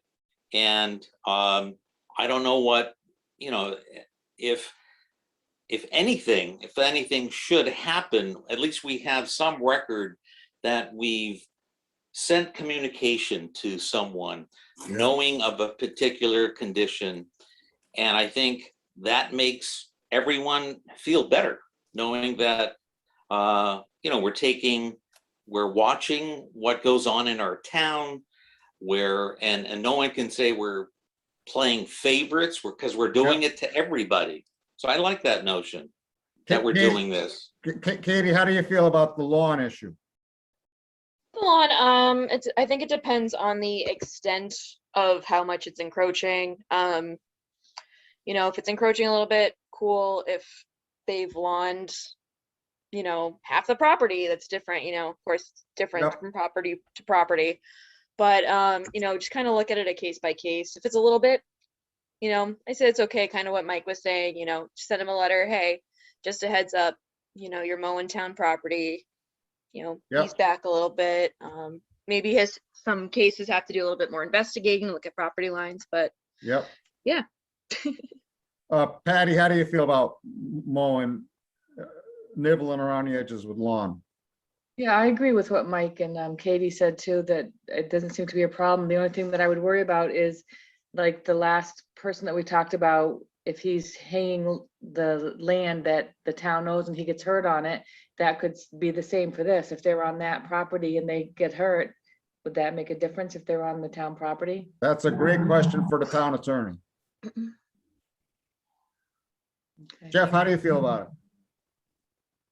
Yeah, that's a tough one. I guess it would depend on the extent of the mowing. But I think, as everybody has said, a letter to that resident just saying, it appears that you are mowing town property. And I think more so to explain that, please don't encroach with any kind of structures or plantings or anything to that matter. But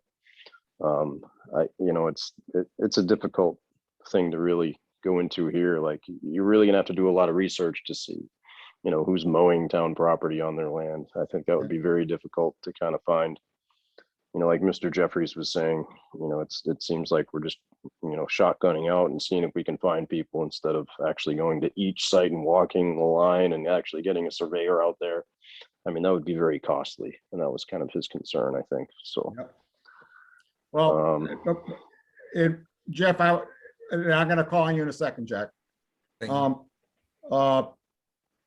My thought was I wanted to have a general discussion about the lawn issue, because a lot of these, there's 25 of these examples.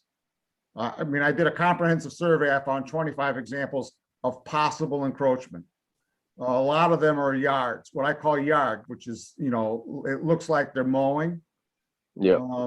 And I wanted to develop a general idea how people's approach to mowing, because to me, mowing is perhaps we can let it go, perhaps not. To me, objects we can't let go, but mowing, it's potential. And I would think that in most cases, people are not going to dispute the property line, and we're not going to have to request a survey. But in some cases and we'll find that out as we go along. I'm sorry, Jack, you've had to wait. You've been patient. Thank you so much. Don't worry about it. I'm not going. Okay, and with regard to mowing, what we're allowing those folks to do is to essentially enlarge their yard at the expense of the town, where they were establishing a precedent there, right? So what's the difference between 10 feet and 5 feet? My argument would be you're not allowing that conservation area to return to its natural state, right? And mowing a lawn doesn't support very many birds, doesn't support very many animals. And once again, we're allowing small encroachments to reduce habitat area. So where there is, this is a big slippery slope. And I think that what we do is we take the position that, hey, this is town property. We're asking you to cease and desist. But when, we'd ask you if you have any feedback, come on in and talk to us. But the reality is this is town property, and our charter is to preserve that habitat and to preserve essentially, allow those trees to grow, allow the birds to thrive. And all I know is we're losing birds because of encroachment. And this is a classic example of a creep. And in this particular case, by not taking action, we're knowingly allowing the creep, and we're setting ourselves up for another precedent. Well, how come I can't park my car on that lawn? That kind of thing. And so I'm basically saying, if that's the line, we share with them that we believe that is it, and ask them to come in to either please stop mowing it or come on in and talk to us. But I can't support, I would never want to support allowing citizens to use town property for their own personal use. What's to stop somebody from putting a picnic table in the middle of a park, and say, oh, that's my picnic table. It's the same kind of thing.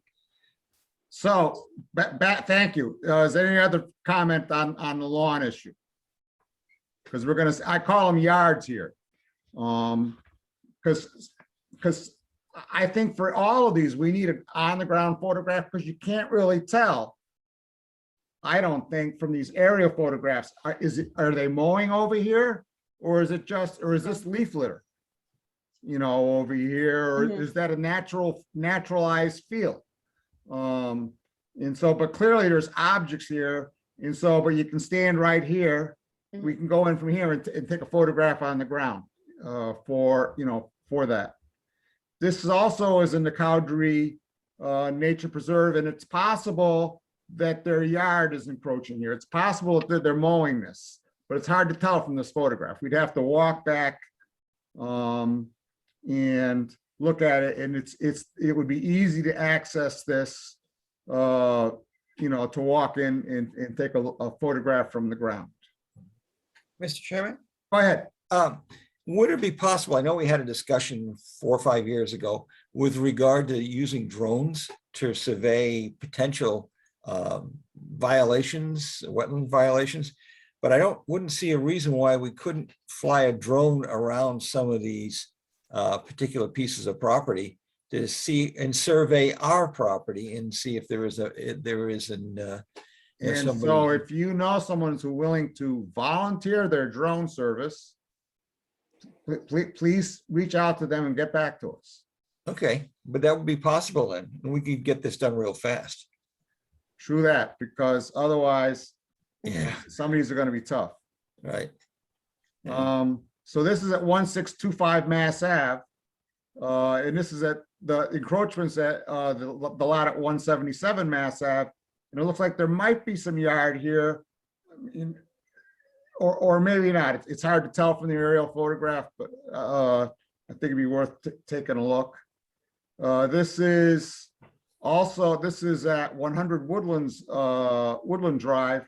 There's clearly some, if this is indeed the property line, it appears as though they're storing objects in that their yard, or at least their use of the land extends back here. Yeah, they've cleared the yard. And then this is the one we're already dealing with. And I think everyone can see why we pursued this one right away, because you can see the driveway is, according to the aerial photograph, the driveway is on town property.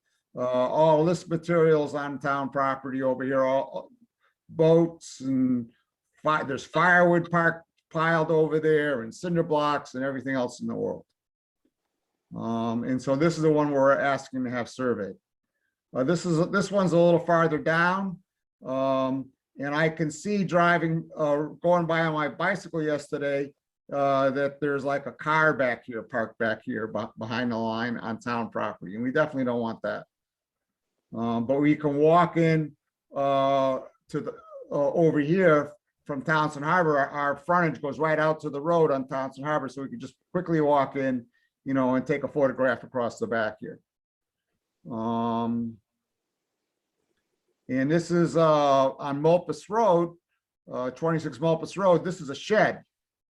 And if this aerial photograph and the property lines are you know, laid out properly, it would appear that this shed is on town land.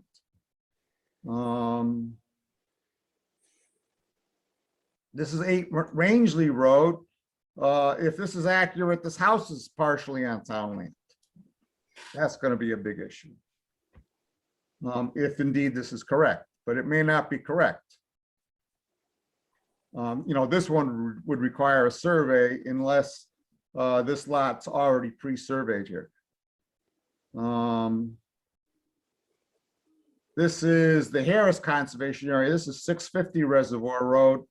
You know, it looks like from the aerial photographs, I'm guessing that this stuff back here is, looks like they got objects stored back there, and it looks like that's mowed grass to me.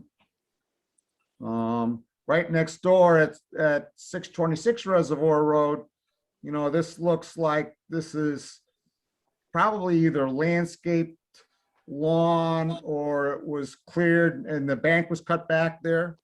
And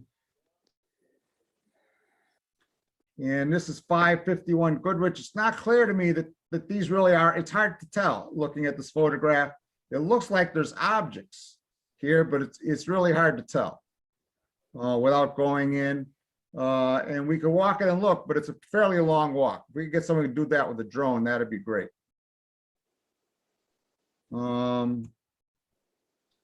This is to the rear in Flat Hill Road. These might be objects, but this is all swamp. There's absolutely no walking access for a photo. There's no way for us to get back there to take a look. And given the tenuous nature of what this looks like, I don't know if people think this is worth pursuing. I was gonna forget about it, but you know, unless the commissioners, you know, think, you know, we should definitely make efforts to get back there and see what this is. Jack, you don't look comfortable. No, Bob, I am totally agreeing with you actually in that, you know, we can't, at this point in the investigation, we need to get everything out there that's a potential violation. Yeah. And not be accused of playing favorites, or Yeah. if we make a decision not to go on it, what's our decision criteria? And it's got to be made public and reason why we didn't. Yeah. So I totally agree with you. Get everything out on the table, put the sun, turn the lamp on it and see what's there. This is the large town forest. This is a shed. And it looks like a yard, mowed yard, where they took and they put the shed on a town forest. There's absolutely, unless there is a member of the Board of Selectmen, used to be police chief, who lives 3 doors down. If he was to let one of us cut through his yard to get to it, we could go back there and take photographs. But failing that, it's almost impossible to get there unless it's right in the middle of the winter when all the swamps are frozen, because it's very difficult to get to over our property through the land. And this is right next door. I'm not quite sure what this is.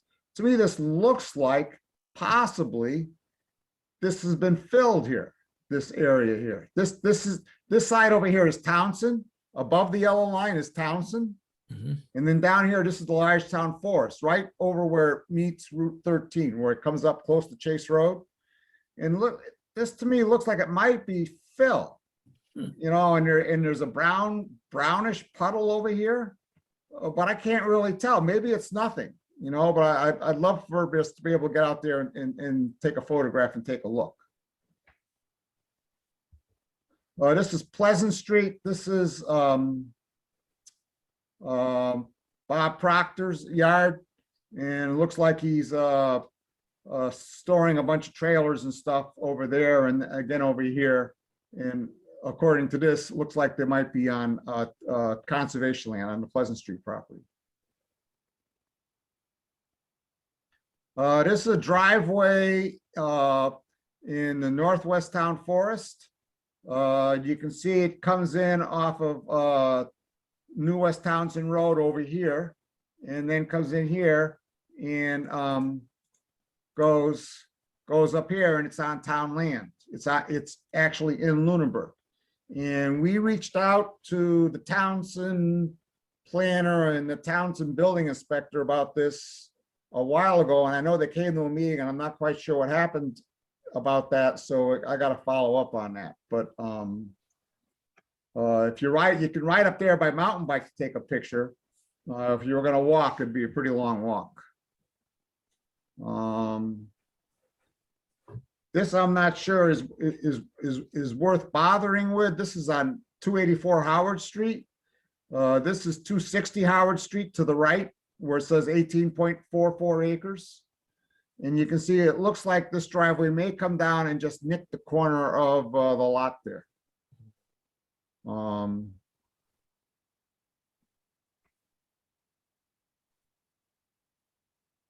But it would all depend, you know, is that accurate, you know, so on and so forth. This is 27 Arbus. This is Proctor Park. And all the way to the back of Proctor Park, it looks like perhaps this is yard, or perhaps this is just a natural area, or it's hard to tell from the aerial photograph.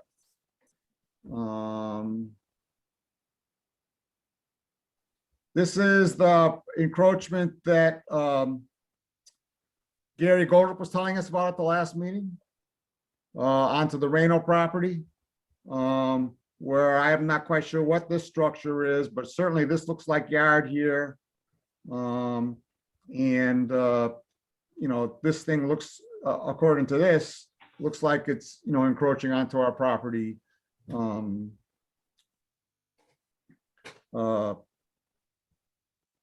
this looks like there may be an object right there. And it looks like they're maybe using part of this area as yard here. You know, as a mowed yard. And this is Table Rock. This is 994. This is 848 Northfield. Looks like they extended their yard into Table Rock over here. And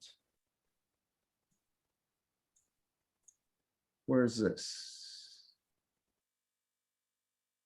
Well, this looks like there might be an object right here. And maybe it's nothing. It's hard to tell. But you know, I put it on, and you can go on the assessor's website and look for yourself at these things. But I don't think you're going to see anything more than you see in these screenshots here. This is Seth Mayer's backyard, and you can see he's mowing a fairly substantial piece of town land right there as part of his yard. This is not as a result of the aerial photographs. When we were doing the land use preparing the land use plan. And I was out surveying, I was out walking the boundaries of Table Rock. This is, there's several places where the Jacobsons that have their big farm and daycare center over there. And he's got a huge fence that totally surrounds his property. He's got all kinds of livestock on his property. Well, lots of places where it abuts the Saliva property, which when he put this fence up, was private, it wasn't town owned. He took the liberty of putting the fence well the other side of the stone wall in. So of course, the assumption here is that the stone wall is the property line. If members of the commission who've been on here for a long time may remember that he had a similar dispute where the neighbors used the Conservation Commission as a tool of taking Harry Kubitz to come in and get the Jacobsons fence off of their property, because over on their side, he put the fence, on at least Harry Kubitz and his partner asserted, that the fence was on their property. And then finally, we've discussed this before, along Whalum waterfront at 75 Lake, the people that own Embers put up a private property, no trespassing sign on the gate to the dock. Of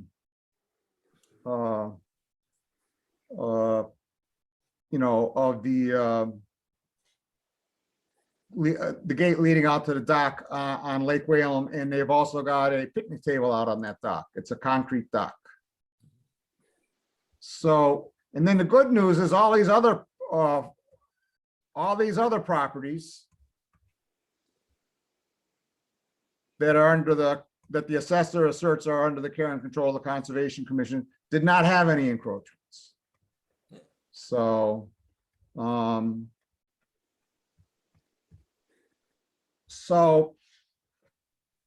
I think for most of these, before we could ask the town attorney to write a letter, we'd have to have an accompanying photograph from ground level. Do people agree with that, or they disagree with that? I agree. I would agree with that.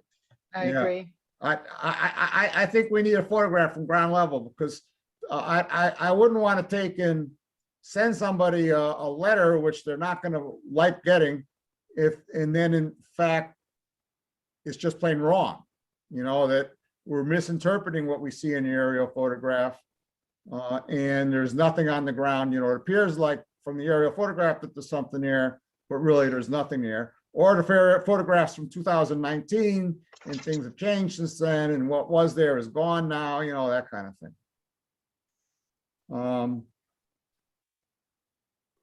But I guess I'm looking for permission to take, as we acquire aerial photographs, do you want me to come back?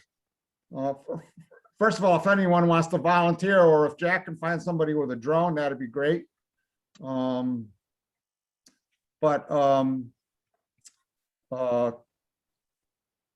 back and reevaluate these when we have a ground level photograph? Yes, no, maybe? I think that's a good idea. Yeah. Okay, wait. So this is like a first pass. So I'm not going to make a career out of this, but if I'm in the area, I'll be happy to stop and take 10 minutes and walk in and take some of these photographs. And if somebody else wants to volunteer to do some that are near their house or whatever, that'd be great. Jack.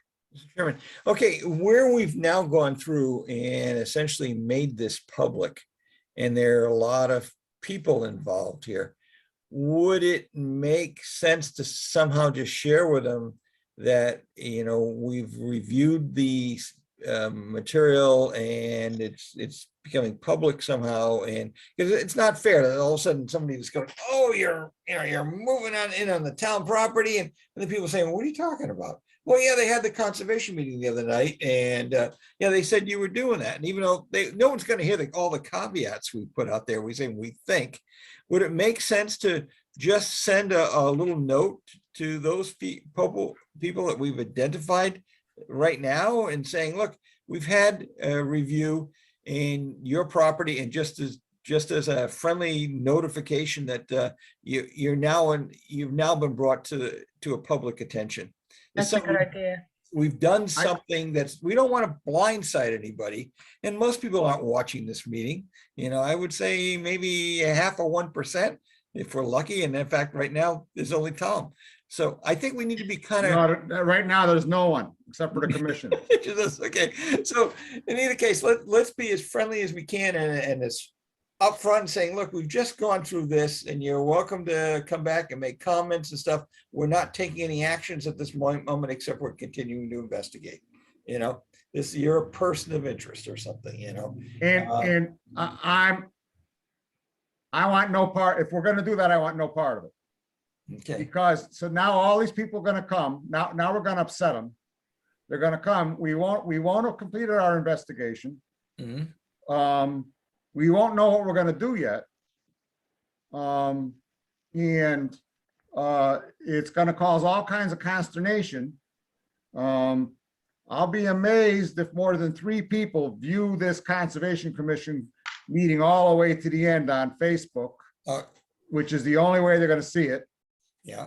And to me, we're creating angst when in many cases no angst is necessary. Right.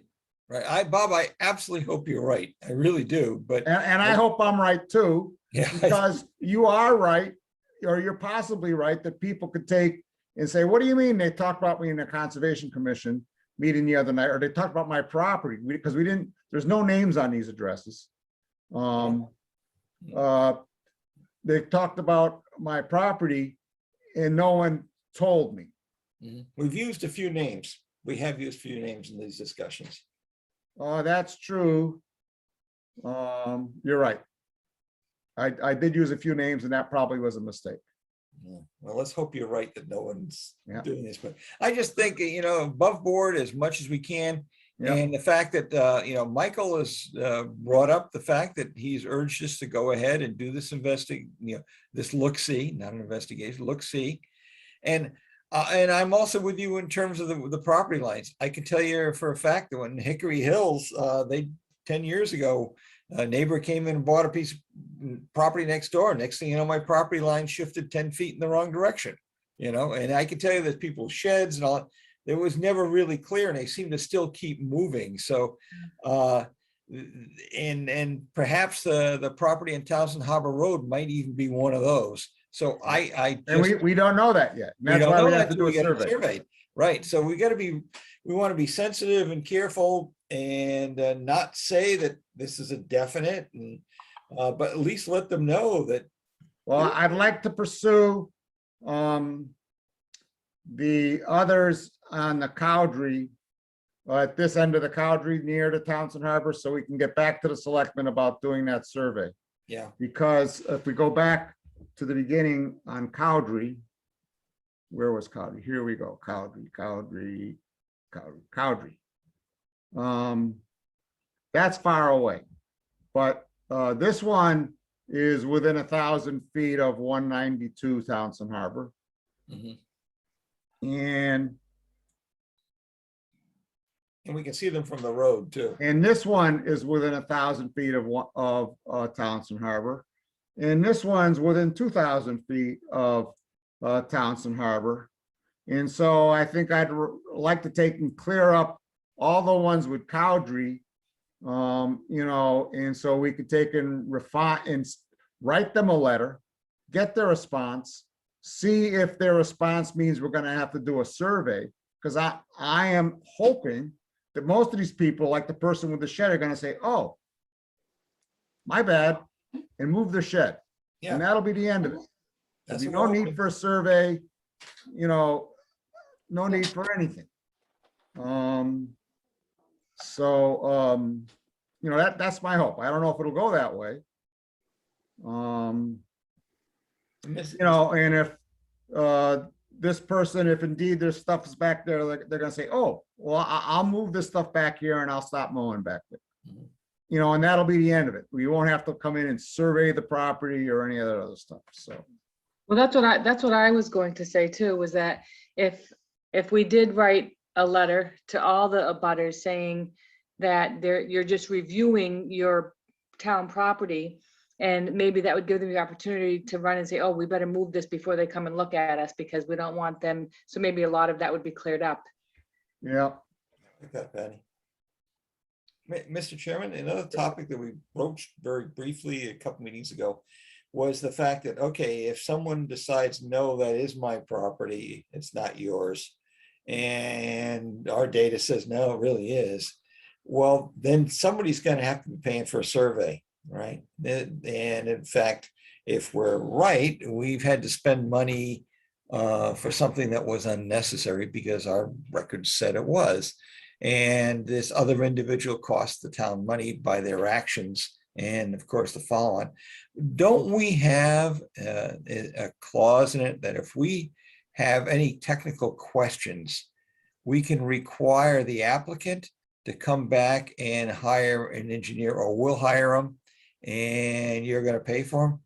but they're not applicants. Yeah, I understand, but I'm saying if in this particular case, they're encroaching, we believe they're encroaching on the town, and they're saying, no, they're not, and they're forcing the town to spend, you know, a certain, you know, a couple thousand, a few $1,000s, why should the town be picking up that cost when in fact they did not cause the problem? And so, Jack, I promise you, I will ask this question of Adam Costa at the next. Perfect. Thank you. office hours. Thank you very much, Bob. Okay, I will ask that question of him. I expect that.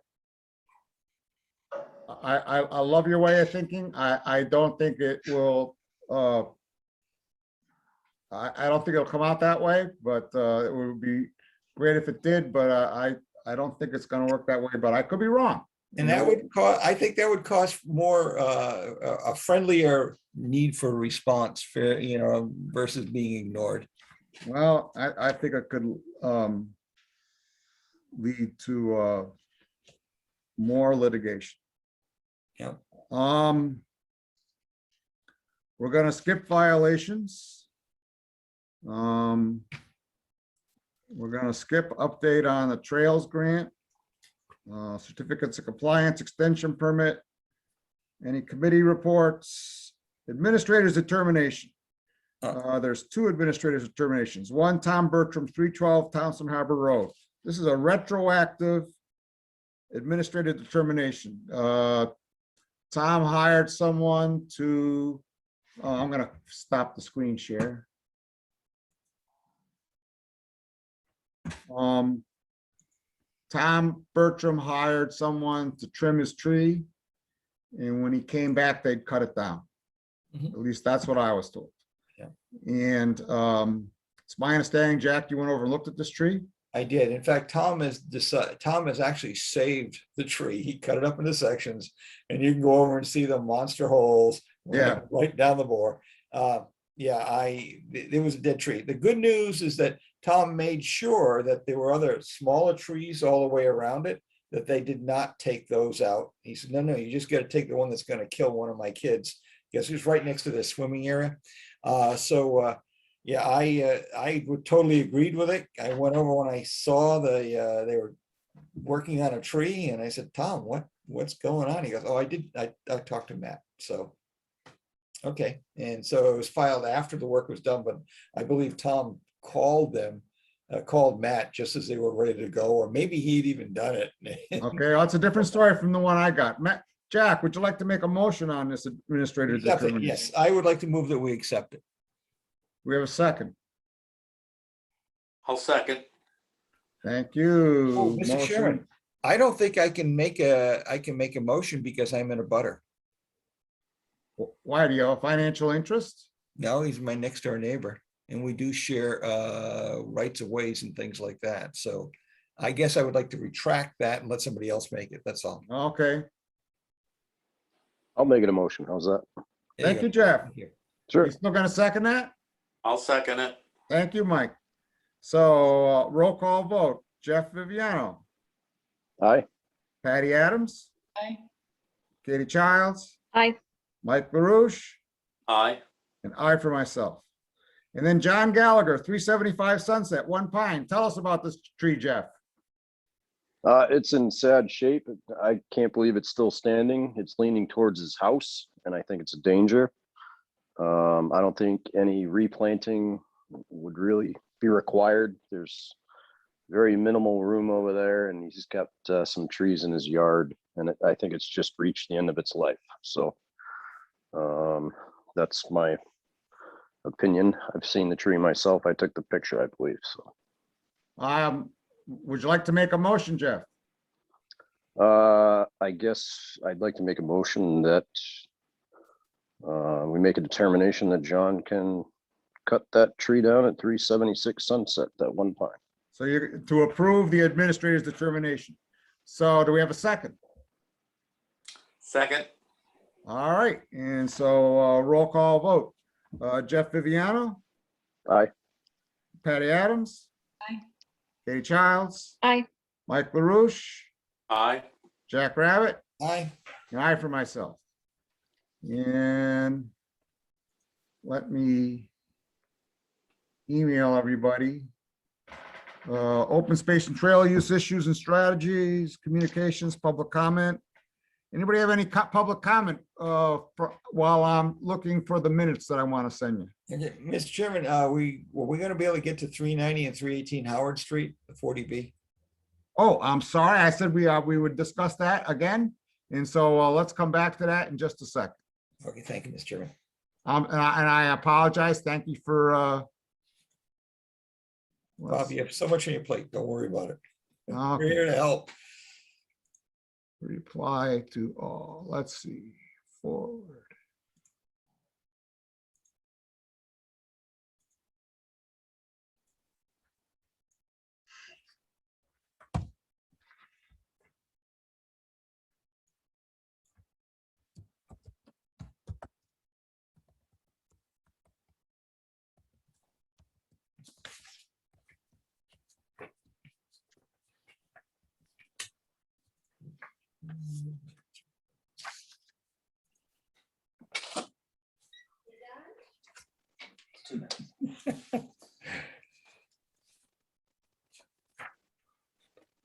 All right, I just sent everybody track changed minutes.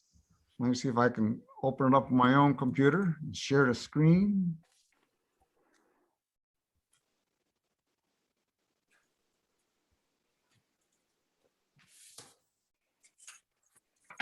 Speaking of minutes. Okay, share screen. Where's the screen share?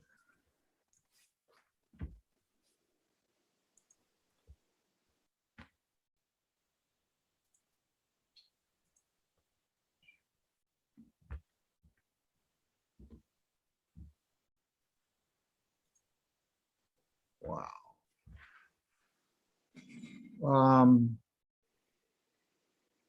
Where's Zoom? Oh, there's Zoom. Share screen.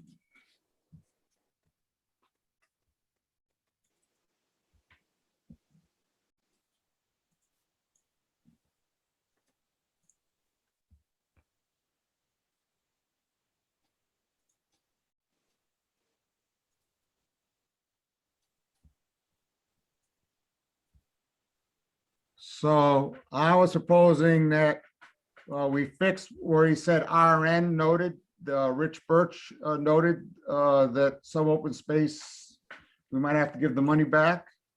And again, just change the R lowercase to B to R uppercase B. And what else are there track changes? Fix the word longer. And add in the commission approved the use of painted trail markers in the Northwest Town Forest. And other than that, did anybody else have any amendments to these minutes?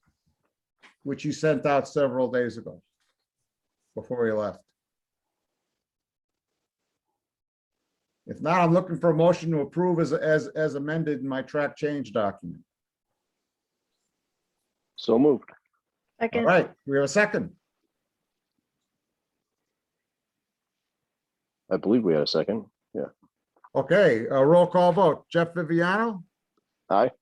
Patty Adams, Aye. Katie Childs. Aye. Mike LaRouche, Aye. Jack Rabbit, Hi. aye for myself. If you look on our website, it appears as though no minutes have been posted since February.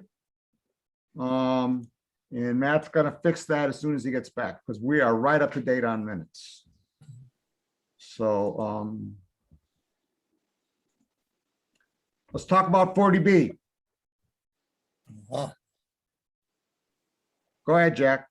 Okay, it was just that Adam Coster had put together a really nice overview. For anybody that really wants to get into it, you can get the permit and the whole law downloaded. And it's GLC 40B SS 20 through sections 20 through 23. And if you want, I can make a copy and just send this over. And I do have minutes, but the thing that struck me was that the town has to have some sort of response back by August the 16th, I believe. And I was under the impression that they were looking for input to that initial round of concerns to the ZBA, because the ZBA is the ultimate authority here. It's they called it a one-stop shop. Basically, rather than the petitioner having to go through, 5 or 6 different boards in order to expedite the process, they've nominated the ZBA as the consolidator and the ultimate decision maker. And so my understanding was we owed at least something to the ZBA or someone, whether it's the selectmen or whatever, in terms of our initial concerns.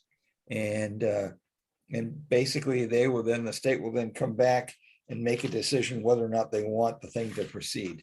Approximately, I believe in my notes, I think it's about 95% of the initial petitions are passed through, meaning they're accepted and it's allowed to continue. It's pretty rare when they get shot down in the first round. But in either case, 5% of the project are rejected at the eligibility stage for appropriateness. And the question is, what are we going to do? Or maybe we've done something and I'm just not aware of it. That's all. And so I have a different understanding, Jack. Okay. My understanding is that boards and commissions can send into the Board of Selectmen to the town manager, really to the town manager, Okay. their comments, and the town manager and the Board of Selectmen and Adam Costa will take and decide what comments do they want to send out to the housing authority, not to the ZBA, because it's not filed with the ZBA yet. The housing authority has to first take and decide, is it eligible for a 40B application? Okay. And that's where we are now. And that so we have to take and send anything about, is it eligible for 40B to the housing authority? Mhm. And I don't think that there's anything in the purview of the Conservation Commission that impacts, is it eligible for 40B? Now, later on, when we're evaluating the site plan, when ZBA is evaluating the site plan, then I think we could certainly talk about, and by the way, they also have to apply to the Conservation Commission. They have to apply to the ZBA, for their overall site plan, in their access to water and their access to sewer you know, and their zoning permits and everything else. All of that stuff goes to the ZBA. Yeah. Although it's not clear about the water because they're a separate water district. Right. They do have to apply to the Conservation Commission for compliance with the Wetlands Act. That's correct. There's two. Not compliance with the bylaws. So they're gonna come to us and we're gonna have the chance to address their compliance with the Wetlands Act. You know, and I can tell you right now, I would love to see them move their building over. They got a lot of room there. I'd love to see them move their building over a little bit so their parking lot's not in the buffer zone. So they're not paving over, you know, all that land within the buffer zone. Right. You know, but I don't think, based on my understanding of the process, now is not the time to do that. You know, they're not applying it to ZBA, Mhm. and B, they have to come to us in any case. Right, because essentially the exclusions included State Wetlands Protection Act as well as the Title V of the State Environmental Code. So, and I believe that they were looking to us to see if there was anything in there. And again, it was a 1-hour presentation, and I'm trying to recall from my notes and such, but I thought they were looking for participation from us. And I did talk to Michael Ray, who has been very close to that. I think if you've seen it and stuff. And he was thinking that we should be sending something in. That's the primary concern that I would have. And I could be wrong. I definitely could be wrong, but I'd rather be. Yeah, you'd rather err on the side of caution. Yep, every time. And so do you know what the deadline is? 16th of August. Now they asked that we have them in, you know, probably a week before so they can do the consolidation. And it might be Heather, it might be ZB. I don't know who to send it to. My first question was, let me go back and huddle with the team back here and find out what are we doing? You know, what's our plan? So I would just say to the members of the commission, it's not really on the agenda tonight. I would say to the members of the commission, if you have individual concerns, send them in to Heather. We're not going to have another meeting. I'm not going to call a special meeting for this. Mhm. We don't have another meeting before the 16th, before the due date. And so if you have individual concerns that you think, you know, that relate to conservation, to the Inland Wetlands Act, that you feel that, you know, should be brought to their attention. But I just don't think they're there. Yeah. The only thing I could come up with is the fact that 250 Howard is pretty darn close to 318 Howard. And I'm wondering if the AC And area. so we could take, and you can look at that right on the assessor's website Mhm. and see. Is it delineated being part of the environmental concern area? Well, all those things are mapped, Yeah. GIS maps. So let me, we can do this right now, Okay, perfect. I think. Yeah. We can at least give it a shot. I went to the state side and all I got is general descriptions. In fact, I didn't even find Lunenburg in there, but we know it is. So you know, that's right. I did my ACEC research. So let's see now. So we're going to share the screen. Let's share the screen, share screen, share screen, share screen. We're going to share the screen. And the other concern is that property is the head of the Malpas watershed, actually the head of the Malpas area. See, if you look at the assessor already has all the land divided into lots. Yeah. And so if we look at the layers here, Mass GIS data. Break that apart. Where is?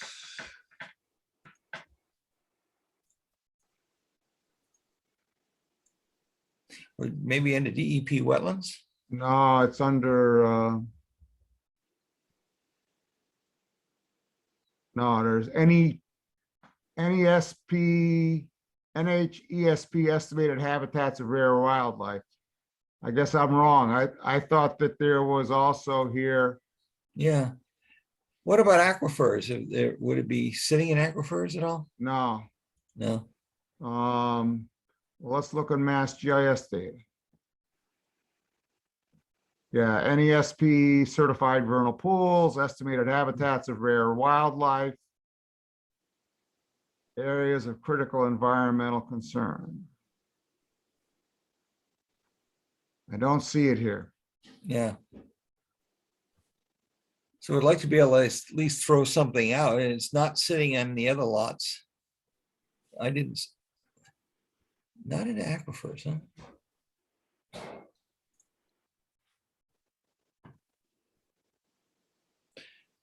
When Greg gets back from vacation, I'll ask him. He knows where all that stuff is.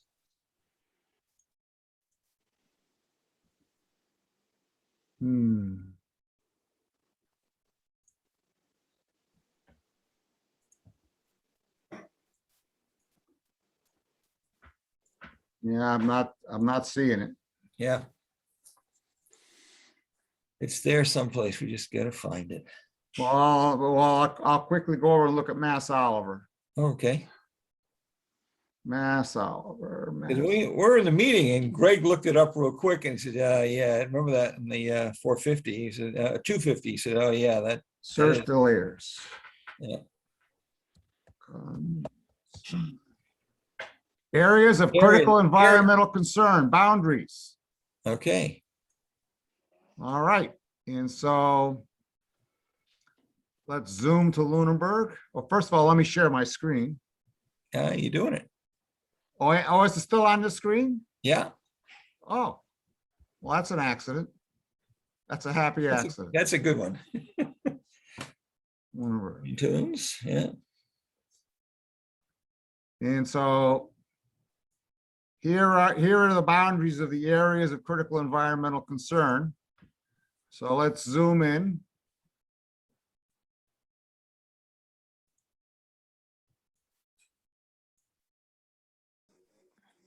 And we can see it is indeed within the area of critical environmental concern.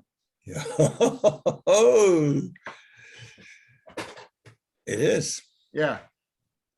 It's within the area of critical environmental concern, according to this Mass GIS map. Yeah. So there you have it.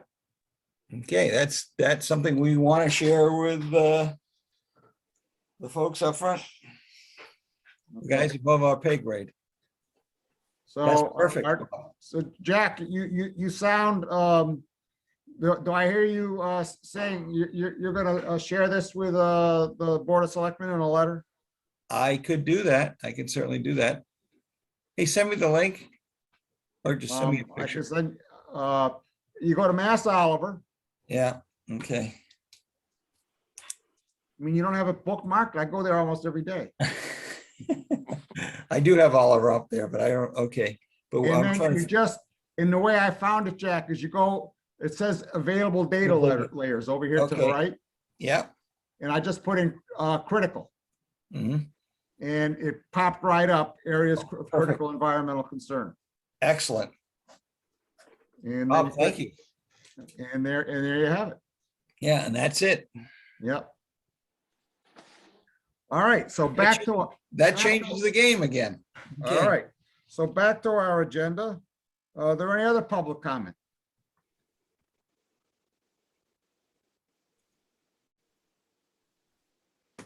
Hearing none, I'm looking for a motion to adjourn at 9:26. Woo-hoo-hoo. Good job.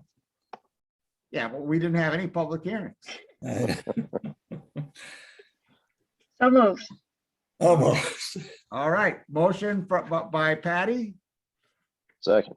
second. All right, roll call vote. Jeff Viviano, Aye. Patty, Adam, Katie Childs, Aye. Mike LaRouche, Aye. Jack Rabbit, Aye. and I for myself. Thank you all. Thank Good you. night. Woo! Thank you. Good meeting. Yep. Good night, everybody. Good Bye. night. Good night.